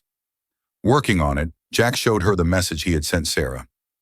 "We need to confirm her status first, then coordinate our approach before the board meeting." "What time is the meeting scheduled?" 9 a.m. Jack checked his watch. "Less than 4 hours from now." Chen frowned. "Even if we establish contact, what can we do? Conrad has board support armed operatives and potentially access to Morgan Technologies security systems." "We have the compass fragment," Jack countered, "and Hayes claims to have another. If we can secure those and confirm Sarah and Emma's safety, we can activate the dead man switch. Deny Conrad the technology entirely." "Scorched earth," Chen murmured. "Michael would approve, but it means destroying years of work innovations that could have helped millions. Better destroyed than weaponized, Jack said firmly. The secure communication terminal chimed, indicating a response. Jack accessed the message, Chen reading over his shoulder. Status secure. Emma with me. Conrad moving faster than anticipated. Board meeting moved to 7:30 a.m. Meet at secondary location Alpha at 6:15. Bring Compass and Chen if possible. Trust no one. Jack checked the authentication code embedded in the message.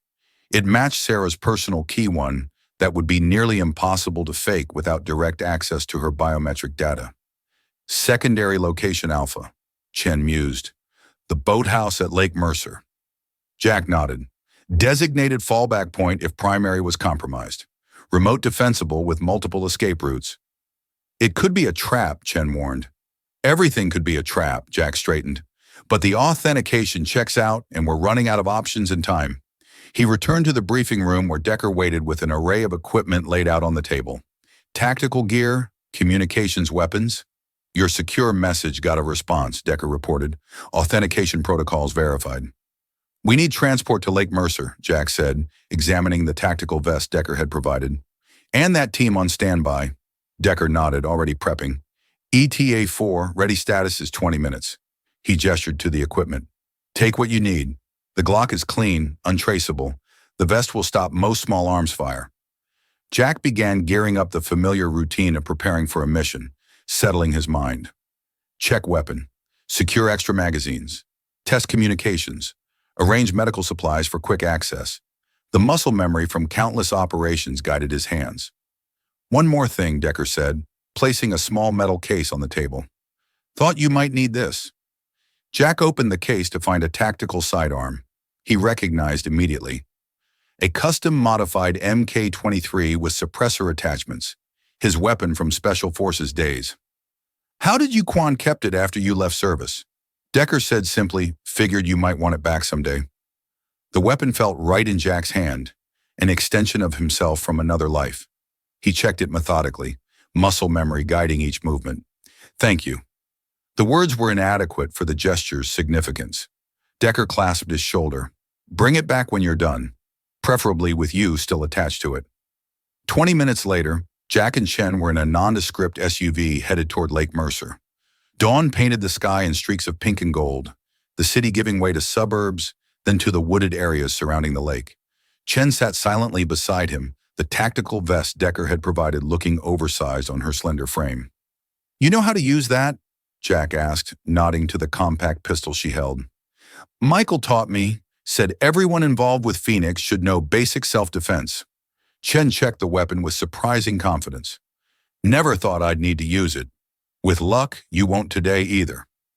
The lake came into view, its surface mist shrouded in the early morning light.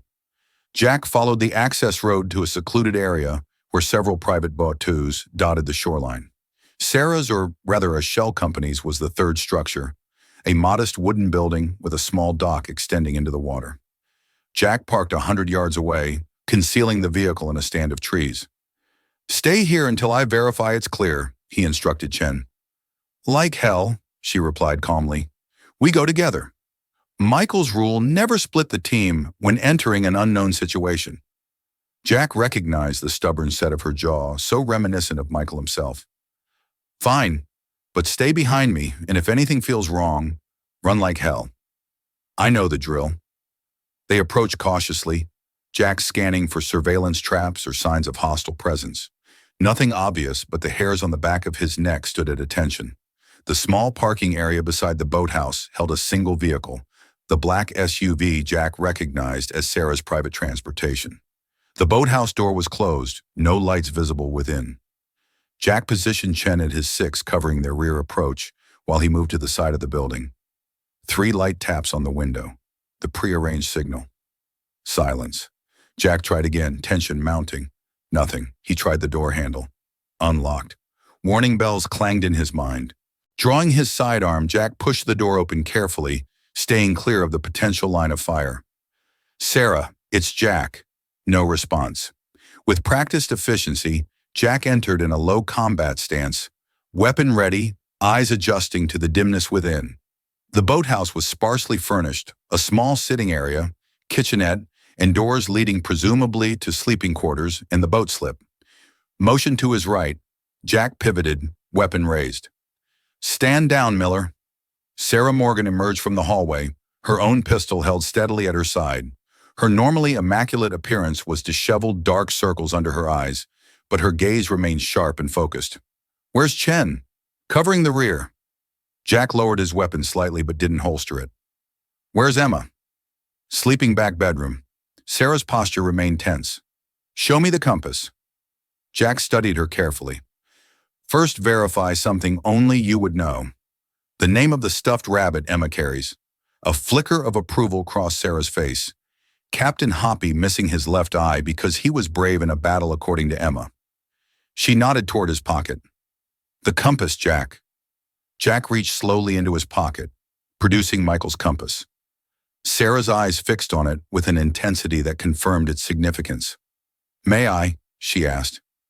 Jack hesitated, then handed it to her.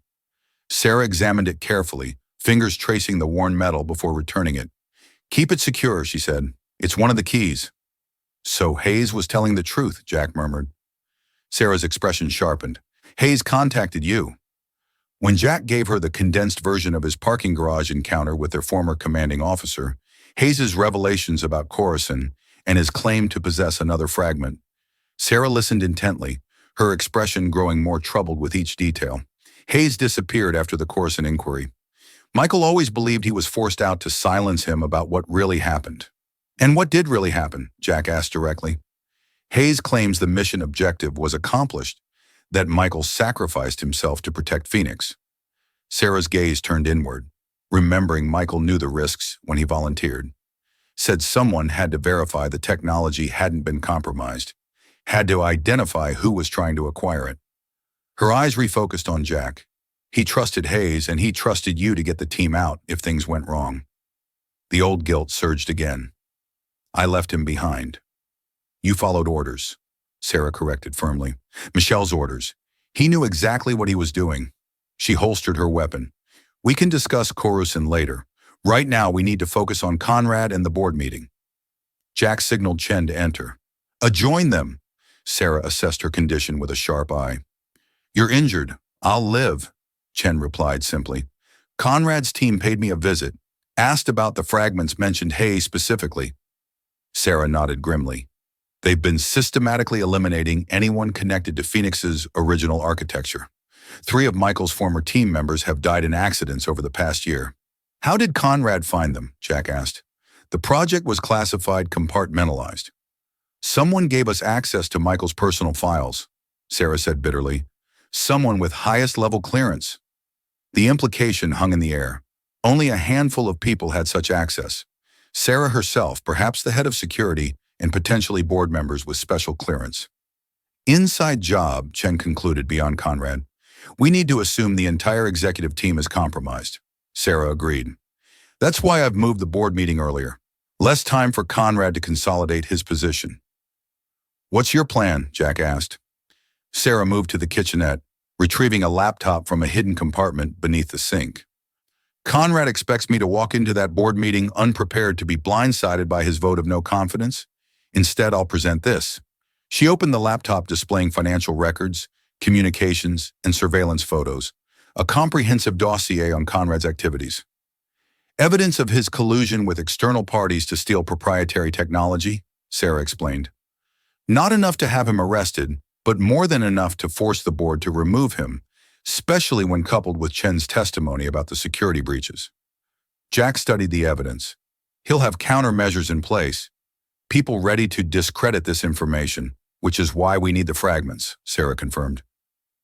"If we can prove the Phoenix architecture has been compromised and that Conrad is responsible, the board will have no choice but to act."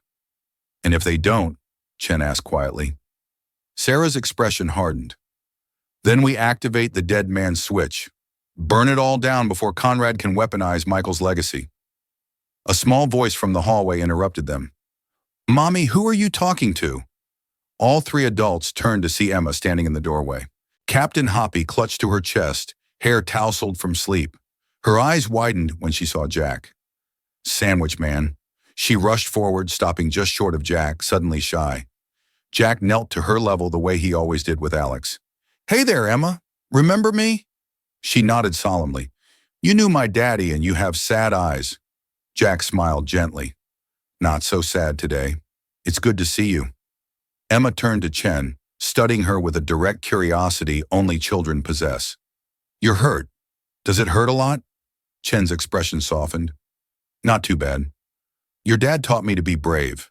Like Captain Hoppy, Emma said seriously, holding up her rabbit for inspection. He got hurt in a battle too. Sarah moved to her daughter, placing protective hands on her shoulders. Emma, sweetheart, why don't you get dressed? We need to leave soon. Are we going home? Emma asked hopefully. Not yet, sweetie. We have a stop to make first. Sarah guided her daughter back toward the bedroom. I'll help you find your clothes. When they were gone, Jack turned to Chen. Hayes said Emma is a secondary access point for Phoenix, biometric verification linked to Michael's DNA. Chen nodded grimly. It was meant as a safeguard, ensuring the technology remained within the family's control if anything happened to Sarah. Michael never anticipated it becoming a vulnerability. Conrad knows, Jack stated rather than asked. Must do, Chen confirmed. It would explain why he's been having Emma watched while her school coincidentally hired a new security guard last month. Jack's tactical mind processed the implications. We can't bring her to the board meeting to expose too many unknown variables. Agreed, Chen said. But she can't stay here either. Once Conrad realizes we've gone off-grid, this will be one of the first places he checks. We need a secure location, someone trustworthy to protect her. Jack thought of Alex safely at home with Mrs. Abernathy, unaware of the danger surrounding his father. I know a place, but we need to move now before the board meeting preparations begin. A soft noise from the hallway drew their attention. Sarah returned, her expression grim. Emma's getting dressed, she said quietly. Jack, I need you to take her somewhere safe. Conrad's people will be watching the building, my home, all known locations. She can't be anywhere associated with me or Morgan Technologies. I have a place in mind, Jack assured her. But what about you and Chen? Conrad will have security in place for the board meeting people loyal to him. I still have allies within the company, Sarah replied. The head of security owes me his career. He'll ensure we can access the building and the boardroom. And the dead man's switch, Chen asked. If things go wrong, we need to be prepared to activate it. Sarah's eyes hardened with resolve. I've prepared the protocols. If Conrad moves against us, if there's any indication Emma is in danger, I'll trigger it myself. She turned to Jack. But I need the compass to complete the sequence. Jack hesitated, his hand moving instinctively to his pocket. You're sure? Michael entrusted it to you for safekeeping. Now I'm asking you to trust me to use it as he intended. Sarah held out her hand. Please, Jack. It's the only way to ensure Phoenix stays protected. The moment stretched between them, laden with unspoken history, with promises made and kept. Finally, Jack removed the compass, its weight familiar in his palm. He placed it in Sarah's outstretched hand, feeling as if he were surrendering a part of himself. Michael would want you to have it, he said quietly. Sarah's fingers closed around the compass, her composure slipping momentarily. Thank you. She tucked it securely into an inner pocket of her jacket. Now let's get Emma to safety, then end this once and for all. The sun had fully risen by the time Jack pulled into the small parking lot of Riverdale Elementary School. The building was quiet, most students not due to arrive for another hour. Emma sat in the back seat, Captain Hoppy, clutched to her chest, watching the unfamiliar surroundings with wary curiosity. Is this where I'm going to hide? She asked. Jack smiled reassuringly in the rearview mirror. Not hide, just visit. I have a friend here who's going to look after you while your mom takes care of some important business. Is it because of the bad people? Emma's directness was disarming, the ones Mommy's worried about. Jack turned in his seat to face her. Your mom's very brave, Emma, like your dad was. She's making sure those people can't take what doesn't belong to them. Emma nodded solemnly. Daddy always said taking things that aren't yours is wrong, even if you really, really want them. Your dad was a smart man. Jack checked his watch. 6:45 a.m. Sarah and Chen would be approaching Morgan Technologies, now implementing the first phase of their plan. Come on, let's go meet my friend. He helped Emma from the car, scanning the surroundings for any sign of surveillance or threat. The school grounds appeared normal, empty at this early hour, except for a few teachers' cars in the staff parking area. Jack led Emma to a side entrance using his key card to access the building. He called ahead, arranging everything during the drive from the lake. Now he guided Emma through quiet hallways to a classroom near the back of the building. The door opened before they reached it, revealing Mrs. Abernathy's kind, weathered face. The elderly woman, who had been Jack's neighbor and Alex's occasional caretaker for 3 years, smiled warmly at Emma. "Well, hello there, young lady. You must be Emma. I've heard so much about you." She knelt, despite her arthritis, extending a hand. "I'm Mrs. Abernathy. I'm a friend of Jack's, and I have a special guest waiting to meet you." Emma looked questioningly at Jack, who nodded encouragement. She took Mrs. Abernathy's hand tentatively. "Is it another grown-up?" she asked. Mrs. Abernathy chuckled. "No, dear. It's Alex, Jack's son. He's about your age, and he's very excited to have a friend visit this morning before school starts." Emma's eyes widened with interest. "Jack has a little boy, too." "I sure do," Jack confirmed, "and he's been wanting to meet you." Inside the classroom, Alex sat at a small table, coloring intently. He looked up as they entered, his face brightening at the sight of his father. "Dad!" He rushed over, throwing his arms around Jack's waist. "Mrs. A said you had a surprise. Is this her?" He peered curiously at Emma. Jack ruffled his son's hair affectionately. "Alex, this is Emma. Emma, this is my son, Alex." The children regarded each other with the direct assessment only kids can manage. Then Alex spotted Captain Hoppy. "Cool rabbit," he said appreciatively. "What happened to his eye?" "He lost it being brave in a battle," Emma explained, her reserve melting slightly. "Awesome," Alex said with genuine admiration. "Want to see my dinosaur drawing?" "It's a T-Rex with laser eyes." Just like that, the connection was made.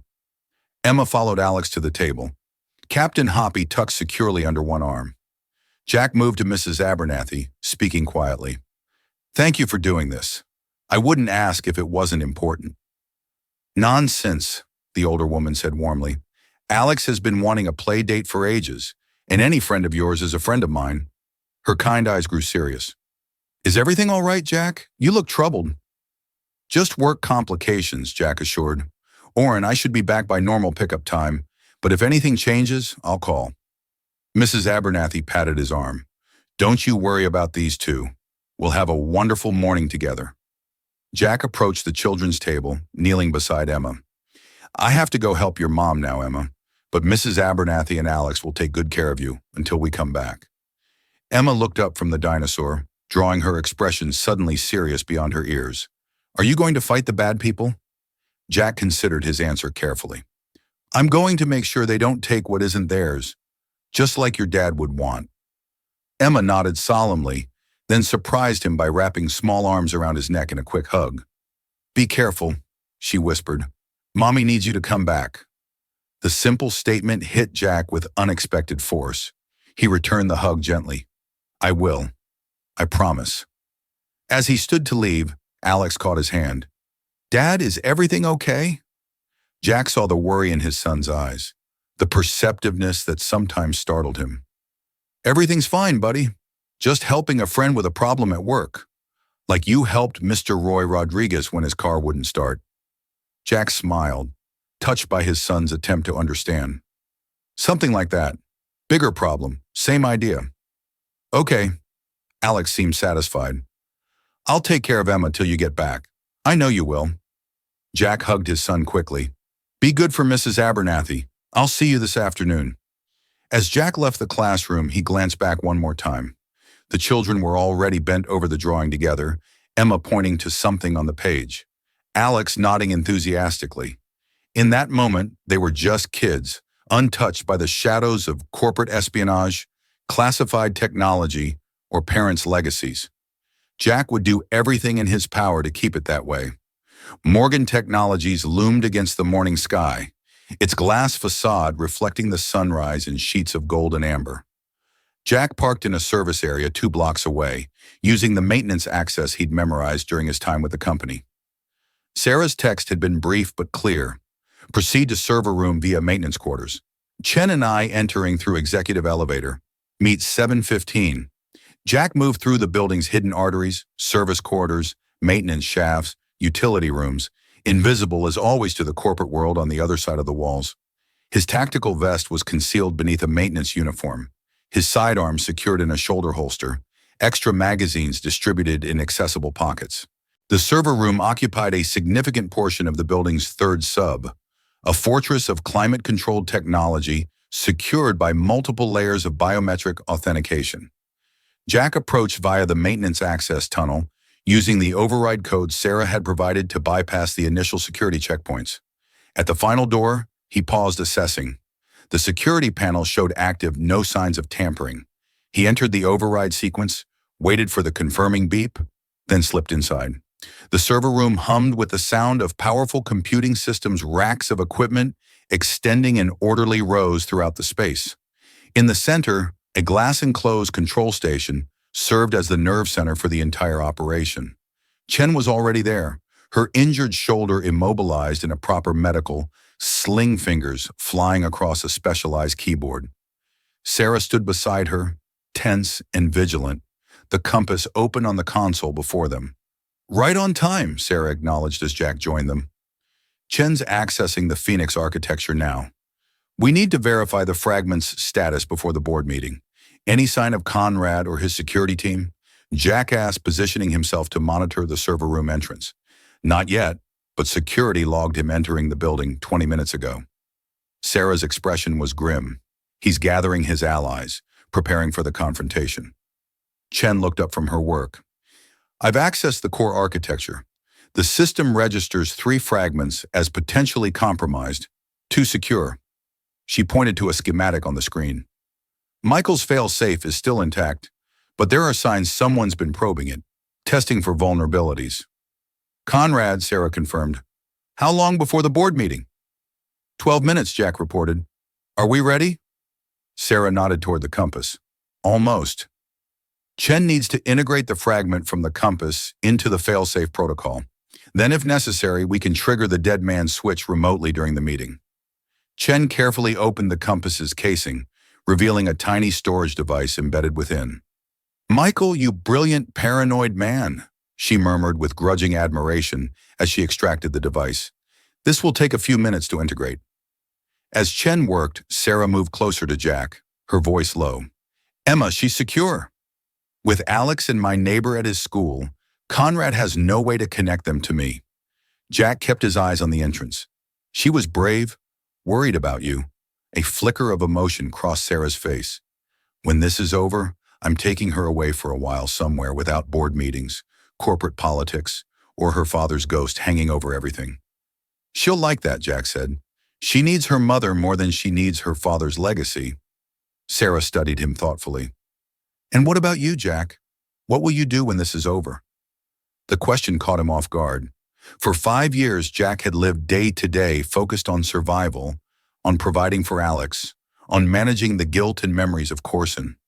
The future had always been a vague concept, something to endure rather than plan for.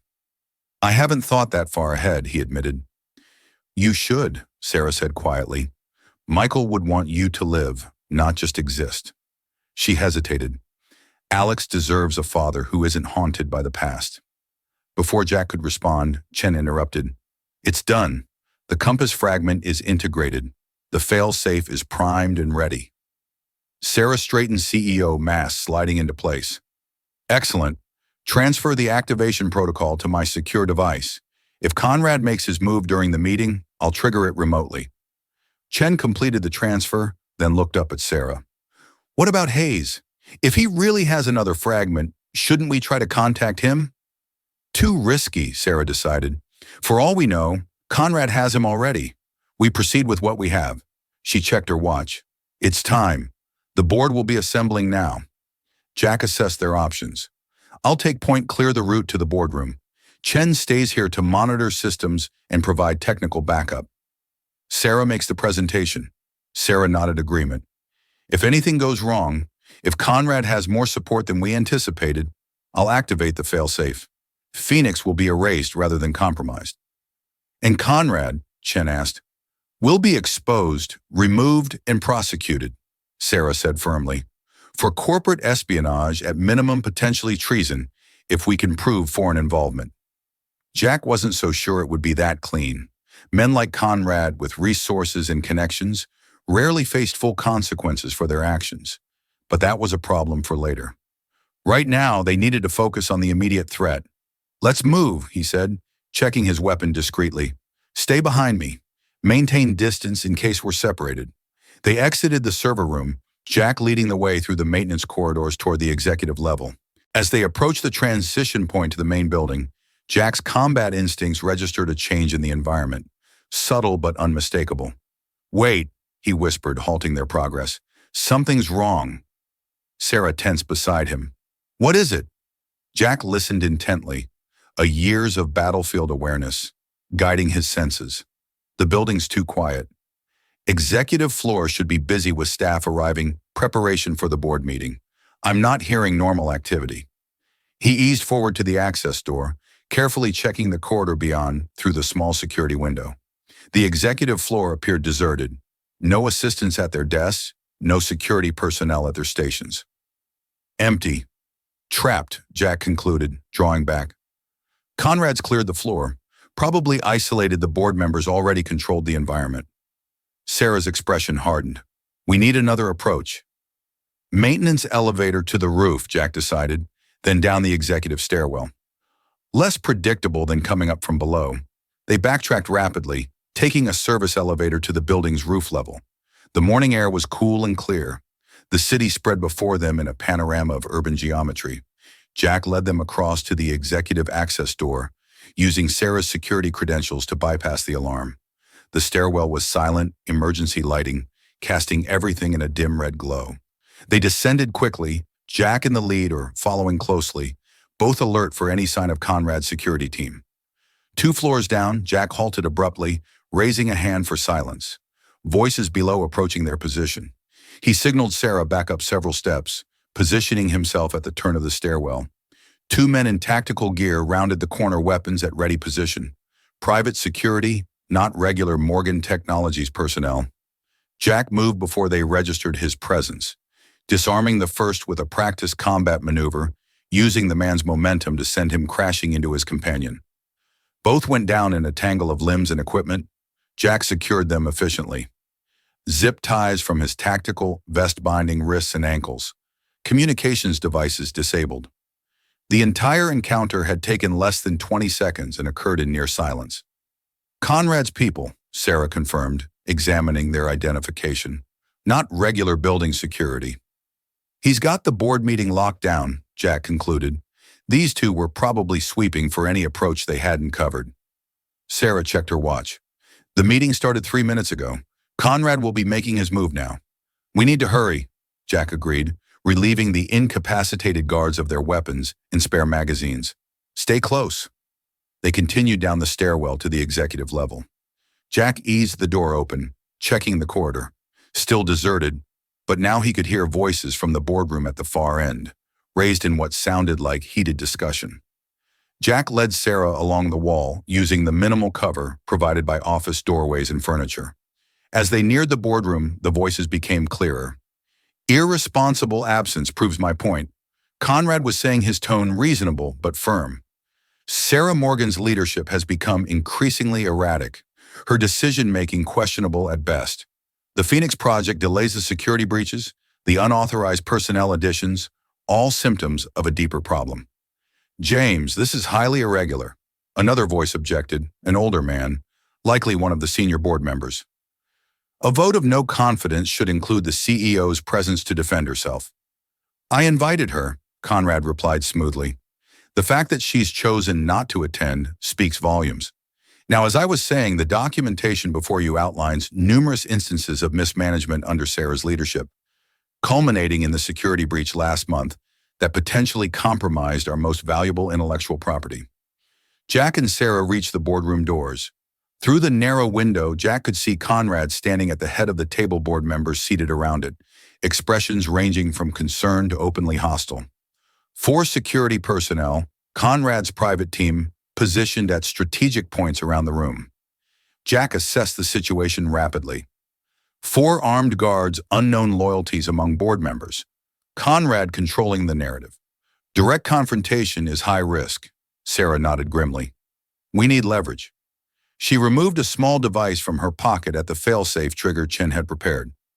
If necessary, I'll activate it, but I'd rather expose Conrad than destroy Phoenix, Jack thought quickly. Tactical options unfolding in his mind. The security feed. If we can access it, broadcast Conrad's actual activities to the board in real time. The evidence you've gathered Chen's testimony about the security breaches. Sarah's eyes lit with understanding. The executive media system. It overrides all presentations when activated by the CEO authentication. Can you trigger it remotely? Sarah nodded. My office terminal has direct access, but Conrad will have someone watching it.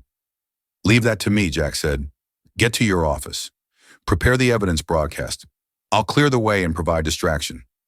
With a plan established, they separated Sarah, moving toward her office via an alternate route. Jack continuing toward the boardroom. He needed to create a diversion, something to draw attention and security resources away from Sarah's office long enough for her to access the media system. Jack reached the small utility closet adjacent to the boardroom, accessing the environmental controls for the executive floor. With a few quick adjustments, he triggered the fire suppression system in the corridor outside the boardroom. Not the full sprinklers, just enough smoke detection alarm to demand attention. The effect was immediate. Alarms blared. Emergency lights flashed and the boardroom door burst open as security personnel emerged to investigate. Conrad's voice rose above the chaos, ordering his team to secure the floor check for intruders. Jack slipped away in the confusion, circling around to approach Sarah's office from the opposite direction. As expected, one of Conrad's security team stood guard outside her door. The man was alert, weapon ready, scanning the quarter for threats. Jack moved silently, using the alarm's distraction to close distance. When he was within range, he struck quick, efficient movements honed through years of close-quarters combat training. The guard was unconscious before he registered the threat, secured with zip ties and concealed inside the office. Sarah was already at her terminal, fingers flying across the keyboard. 2 minutes, she reported without looking up. The system's preparing the broadcast override. Jack secured the office door, positioning himself to defend the entrance. Conrad's team will realize what's happening soon. We need to be ready for their response. Almost there, Sarah murmured, focused intently on her work. Compiling evidence files, preparing broadcast sequence. Jack's earpiece crackled Chen from the server room. Security system showing multiple armed personnel converging on the executive floor. They've realized something's wrong. How many? Jack demanded. At least 8 heat signatures moving with tactical formation. Military training, not standard security in the situation, was deteriorating rapidly. 8 trained operatives against Jack alone, with Sarah vulnerable during the broadcast. Sarah, status 30 seconds to broadcast, she replied tensely. Once it starts, it can't be stopped except from this terminal. Jack made a tactical decision. Chen, prepare to activate the fail-safe. If we lose contact for more than 2 minutes, trigger it. Understood, Chen confirmed. Fail-safe ready. But Jack, the biometric confirmation requires Sarah or Emma. We'll handle that, Jack assured her. Just be ready. Sarah looked up sharply. You're planning for failure. I'm ensuring the mission succeeds regardless of obstacles, Jack corrected. Phoenix protected Conrad, exposed Emma safe. Those are the objectives. Before Sarah could respond, the terminal chimed. Broadcast ready, she announced, fingers poised over the activation key. This will override all executive-level displays, including the boardroom presentation system. Yeah, Jack nodded. Do it. Sarah pressed the key. On monitors throughout the executive floor, including the massive display in the boardroom, Conrad's carefully crafted presentation disappeared, replaced by damning evidence of his activities, financial transactions with known technology, brokers, security override authorizations, surveillance photos of meetings with foreign operatives. Through the office window, Jack could see the boardroom eruption into chaos. Conrad's face contorted with rage and disbelief as he realized what was happening. Board members rose from their seats, pointing at the evidence displayed before them, demanding explanations. "It's working," Sarah said, a grim satisfaction in her voice. "They're seeing the truth." But Conrad wasn't finished. He shouted orders to his security team, pointing toward the executive offices. Jack saw 4 men break away, moving with a tactical precision toward their position. "We've got company," he warned, drawing his sidearm. 4 operatives armed approaching fast. Sarah's hand moved to her own weapon. "The broadcast will continue automatically. We need to hold this position for 3 more minutes for the full evidence package to display." Jack made a quick tactical assessment. "Office is indefensible against 4 trained operatives. We need to move. Draw them away from the terminal. If we leave, they'll shut down the broadcast," Sarah objected. "Not if they can't find us," Jack countered, moving to the office's inner door. "Executive passage to the conference room. We can circle behind them. Approach the boardroom from the opposite direction. Conrad's the target. Neutralize him and his team. Lose his direction." Sarah hesitated only briefly before nodding. "Agreement. Lead the way." They slipped through the executive passage, a private corridor connecting the CEO's office to various conference rooms designed for discreet movement between meetings. Jack moved with practiced stealth, Sarah following his lead. Behind them, they heard the office door burst open. Conrad's team discovering the empty room, the broadcasting terminal. Angry voices' orders shouted into communications devices. Jack led Sarah through the passage to a small conference room adjacent to the boardroom. From here, they could enter directly bypassing the corridor where Conrad's remaining security waited. "Ready?" Jack asked, hand on the door. Sarah checked her weapon, eyes steady. "Ready." Jack opened the door and they entered the boardroom from the side entrance. The scene inside was one of controlled chaos. Board members arguing heatedly, the evidence broadcast still playing on the main display. Conrad gesturing emphatically as he tried to regain control of the situation. "This is clearly fabricated." Conrad was shouting desperation, edging his voice. "Morgan is attempting to frame me rather than accept responsibility for her own failures." "It's not fabricated, James," Sarah announced clearly, stepping into full view. The room fell silent as all eyes turned to her. Every document, every transaction, every communication is authenticated and verifiable. Conrad's expression shifted from shock to calculated menace. "Sarah, how convenient of you to finally join us, just in time to witness your removal as CEO." "That won't be happening today," Sarah replied calmly. "The board has seen the evidence of your activities, your attempts to steal Phoenix technology, your collusion with foreign interests, your systematic undermining of company security." The board chairman, an elderly man with steel-gray hair, stood. "These are serious allegations, Miss Morgan. Mr. Conrad claims they're fabricated. They can be verified independently," Sarah assured him. "My technical team is standing by to provide authentication protocols for every piece of evidence presented." Jack remained near the entrance, monitoring the situation, aware that Conrad's security team would be converging on their position. The clock was ticking. Conrad seemed to realize his position was weakening.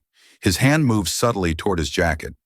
"The real question," he said smoothly, "is why Sarah has become so paranoid, so willing to manufacture evidence against her most loyal executive."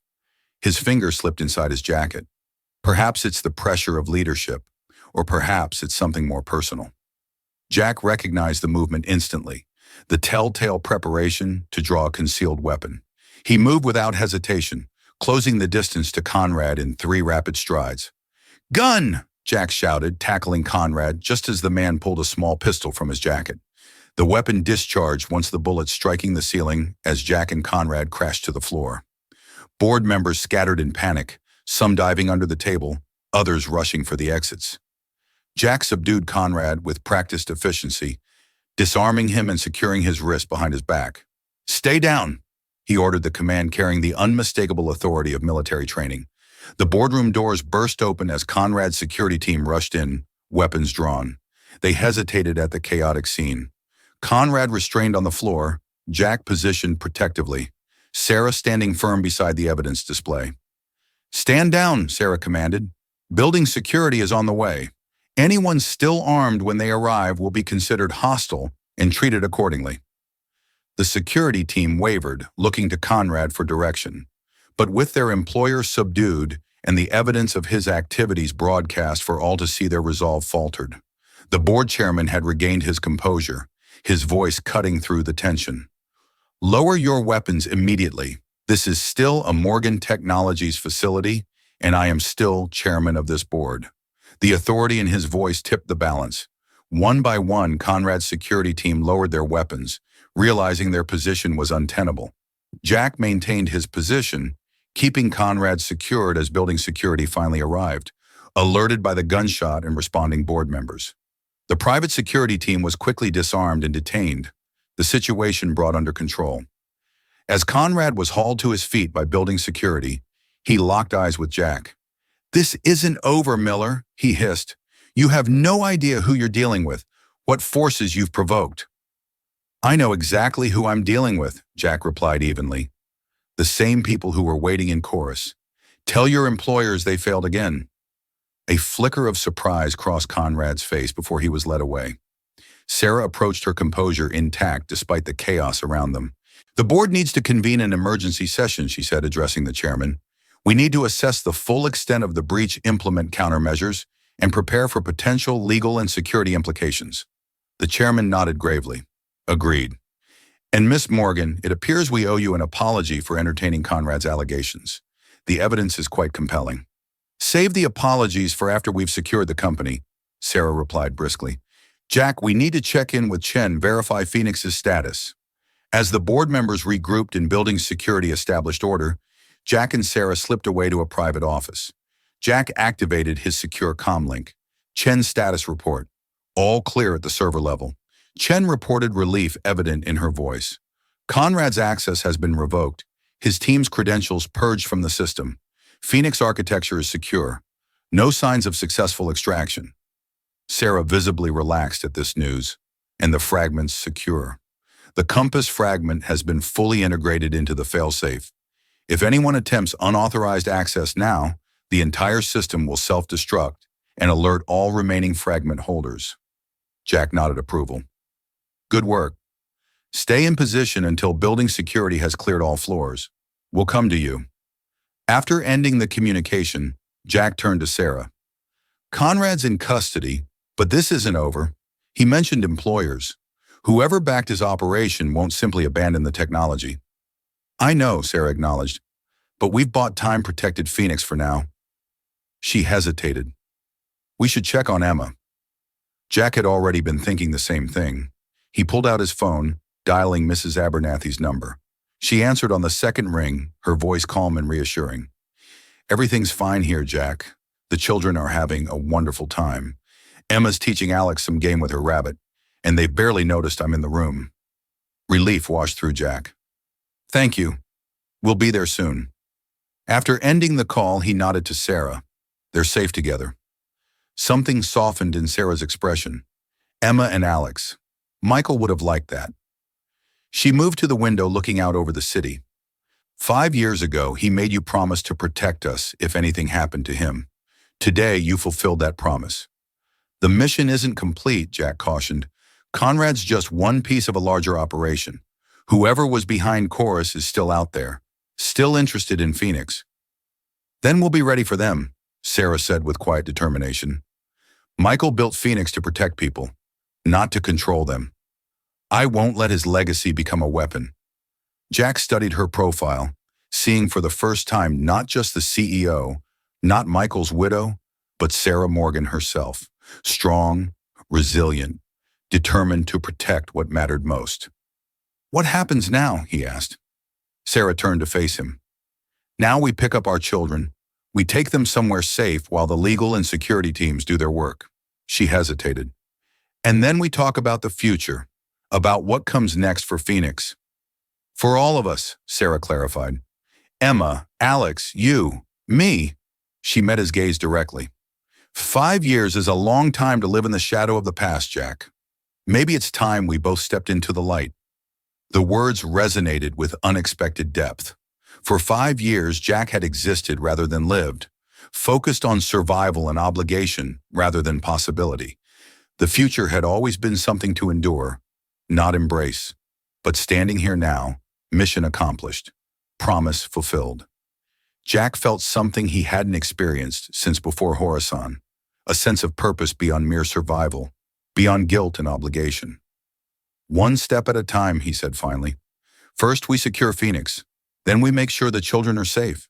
He paused. After that, we'll see.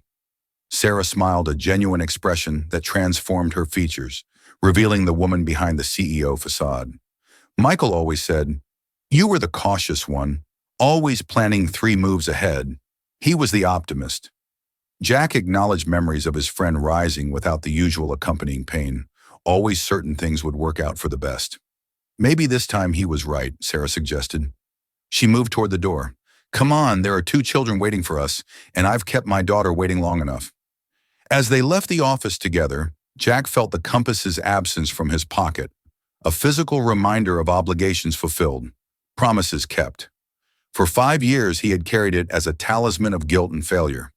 Now integrated into Phoenix's protection, it served its true purpose, safeguarding Michael's legacy for the future.